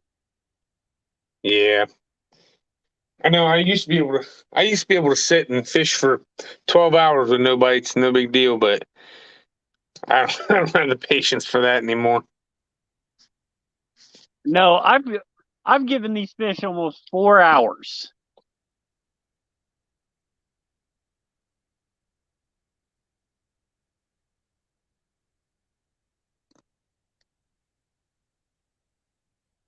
The bite has been non-existent, Miss Becca.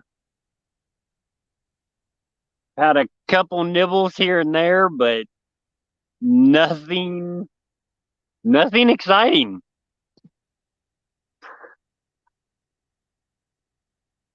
Hey, hey, Slab Slayer, you wanna go ahead and just add some salt into that cut? I mean, you didn't have to put that big fat 0 out there.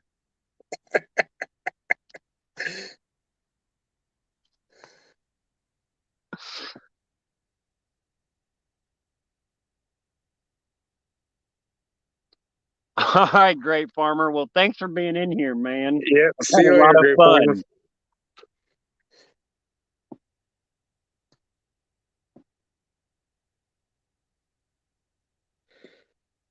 Oh. This has been terrible. So when's this weather supposed to come? Well, I think it's about 2 hours out for me. So it's probably about 4.5 out for you. Well, it looks like it's coming up from the south, and it's saying about 5:30. It's going to get here. No. So Dustin, you sent all this stuff to me, huh? All right. Yes, Miss Becca, that is right. I would love for one of these catfish to be a YouTube celebrity right now. It can even be a little dink. It don't have to be a fun sizer. It can be a dink. It'll be a carp. If a carp eats shad, I am done. I've seen it before. I have never seen it. I've seen a carp eat shrimp. I've seen bass eat cut up creek chub. I've seen bass caught on cut up shad. My wife caught almost 6-pounder out of a private pond one time on cut up creek chub. It's just sitting on the bottom. That's crazy. But I mean, if you think about it, most of the crawl baits and stuff, they go across the bottom, so I guess it's not really that crazy. I did catch a Caught a crappie on cut crappie. How the heck you manage that one? there's another guy, his name's Air Run. He talks about that all the time, using Really? crappie to catch crappie. I've never seen that before. I'm like, yeah, they would really frown on that. Yeah.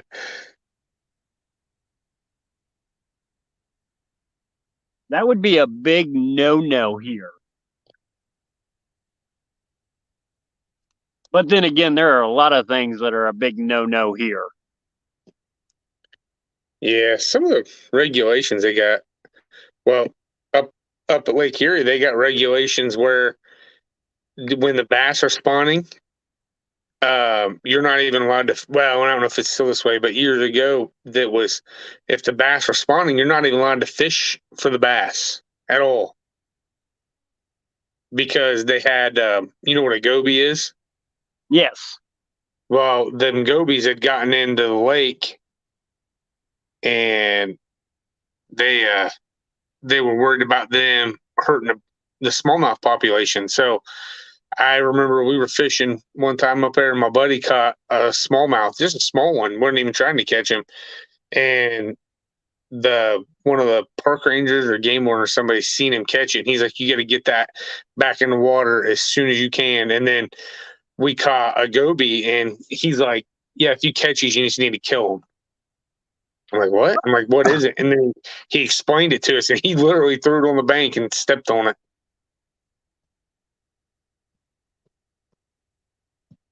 Well, that's kind of, I mean, I get it because, I mean, that's like Asian carp. You know, if you throw them back, you can get fined. Well, they always worry about that. Always worry about it, but that's like when the snakeheads, like over in Delaware and stuff like that, they were worried about them real bad, and now it's just they were worried about them because the way they eat, like it was. But they've found their place because I know they used to give you money if you turned one in. I mean, it's been like 15 years ago, but I mean, they were worried about those gobies, and then I read an article about them, and they were saying how those that the bass started figuring out that they had to put more fish on less nests. So, and then them bass can eat them gobies because they're so small that the smallmouth are growing to like huge sizes up there.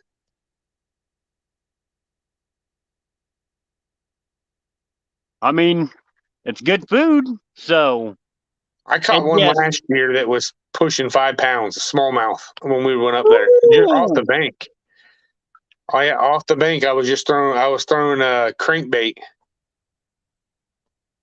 Miss Becca, you are cheering away, trying to make these fish bite, and they just do not want to cooperate tonight.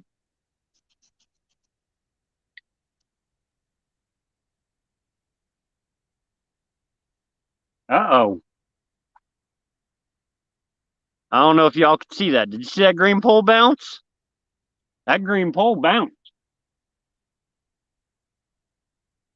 Of course it did. I said I was going to quit in 5 minutes. Of course it did. That's how it always happens. 5 more minutes.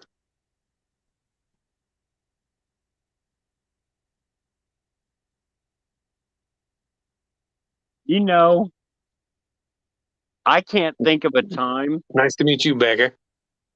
I have ever come to this spot and been skunked. Now you're gonna catch a huge one right now.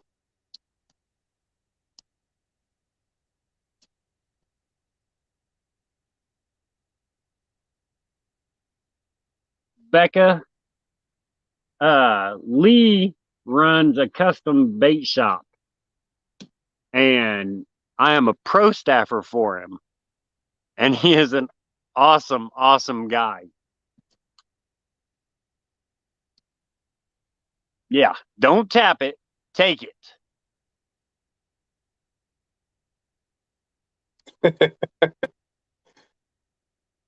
I know it does smell like I'm gonna get that skunk tonight.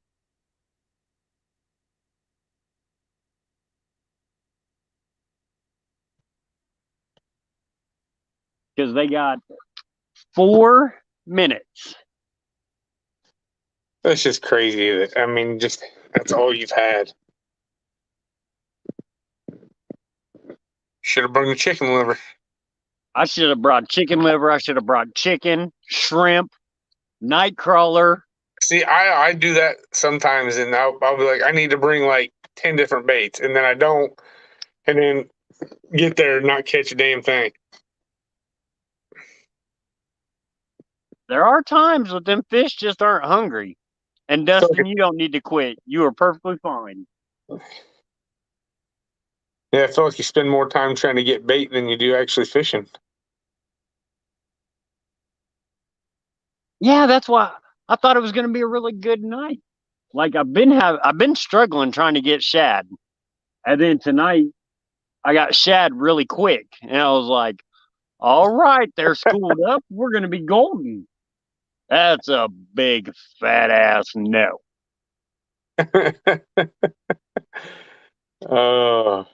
He just don't stop.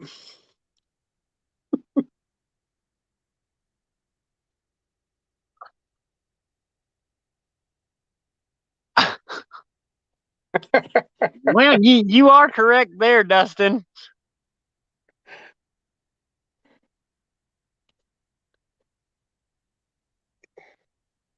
Becca said you just described her dinner.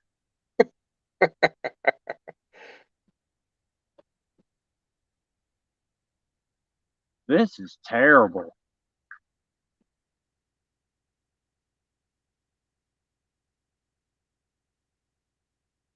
Well, I go back to work tomorrow night.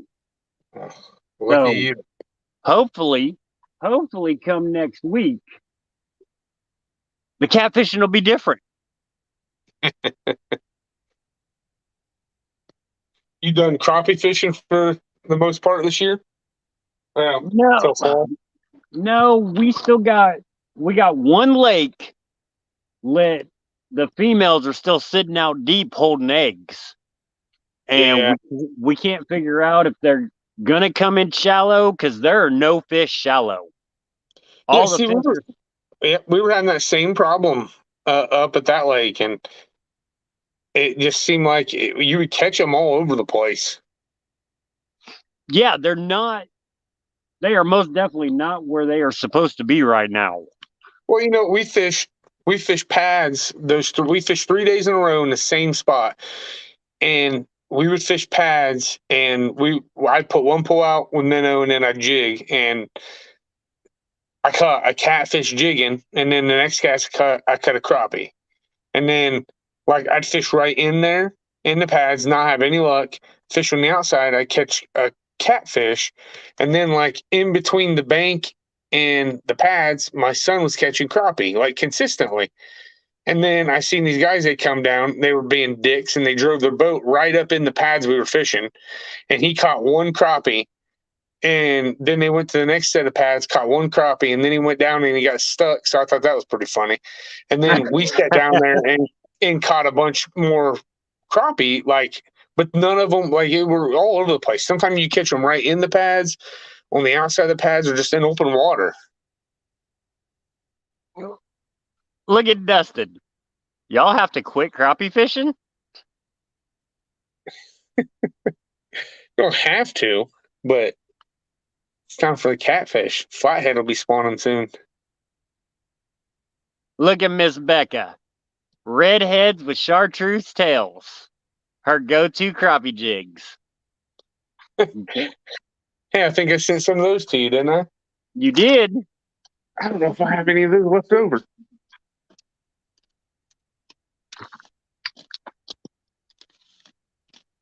I got some electric chicken ones left over.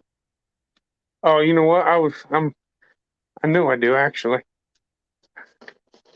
You know, I ran all those baits for you and for Don. So I have a ton of extra baits. Where are they at? Where are they at? Yeah, look. I got baits everywhere. He said I got baits everywhere. Oh, I do. It's ridiculous. See, this is my favorite right here. That right there. Is that Indigo Sky? Yep, them little twin tails. Uh-huh. That's what we always get them on. That right there, that color. And then I got some done in your favorite, your core shots.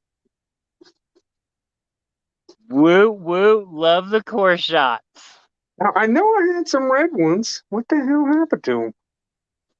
They had their friends over, so they were probably picking through stuff. Dustin, we don't quit crappie fishing, but like crappie fishing for me from the bank, there it is. It's really hard from the bank. Yeah, that's the big thing. Not having a boat that's rough. But now I got the boat, so as soon as we put that bad boy on the water, it's game on for any fish.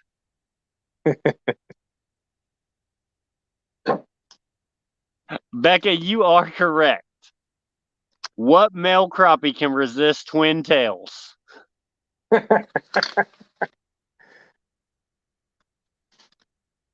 Yeah, it's funny. I got my wall here of all my baits, and mostly what I have stocked up on is all core shots. That's funny. Why is that? Yeah, I wonder. I got a bunch. Have you tried to? Did I send you some of them new monkey milk? Yeah, I got all white monkey milk. Like Yep. they turned out so much. You can't really see them in that. They turned out They- so much better.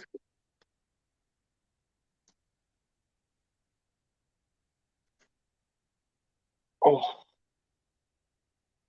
All right. Well, I gave these fish 5 minutes longer than I said I was going to. I think I'm gonna go ahead and end this thing. all right. I wanna thank everybody for Miss Becca asked what monkey milk was. What a monkey milk is. All right, hold on. Let me grab one of these out of here.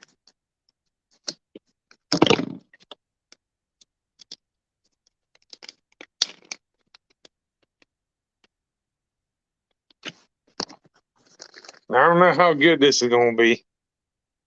I don't know if you can really see it in that. Yeah, see, that's what I was worried about. Damn camera, focus.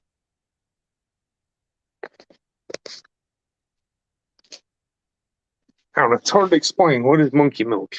It's like it's got like it's like a whitish color, but it has like a blue. It's got like a blue sheen to it. yeah, that's a good way to describe it.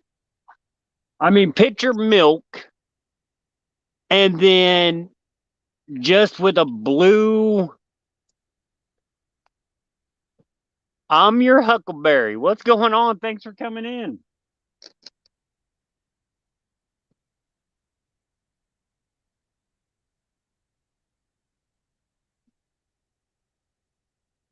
Yes, there you go. Perfect. Tiffany nailed it. Yep, that's it.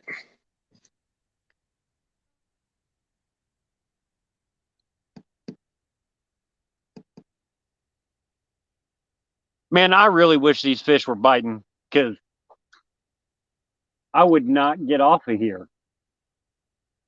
But it's going to take me 40 minutes to pack all this stuff up.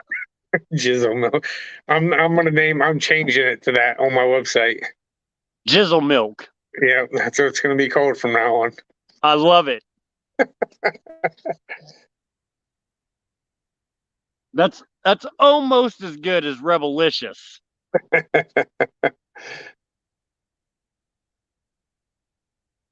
All right, y'all. Well, I want to thank y'all for being here, hanging out with me. We're gonna do it again. Hopefully next time we'll be on some fish. But man, I can't thank y'all enough for being on here, hanging out with me. Lee, thank you for everything you do.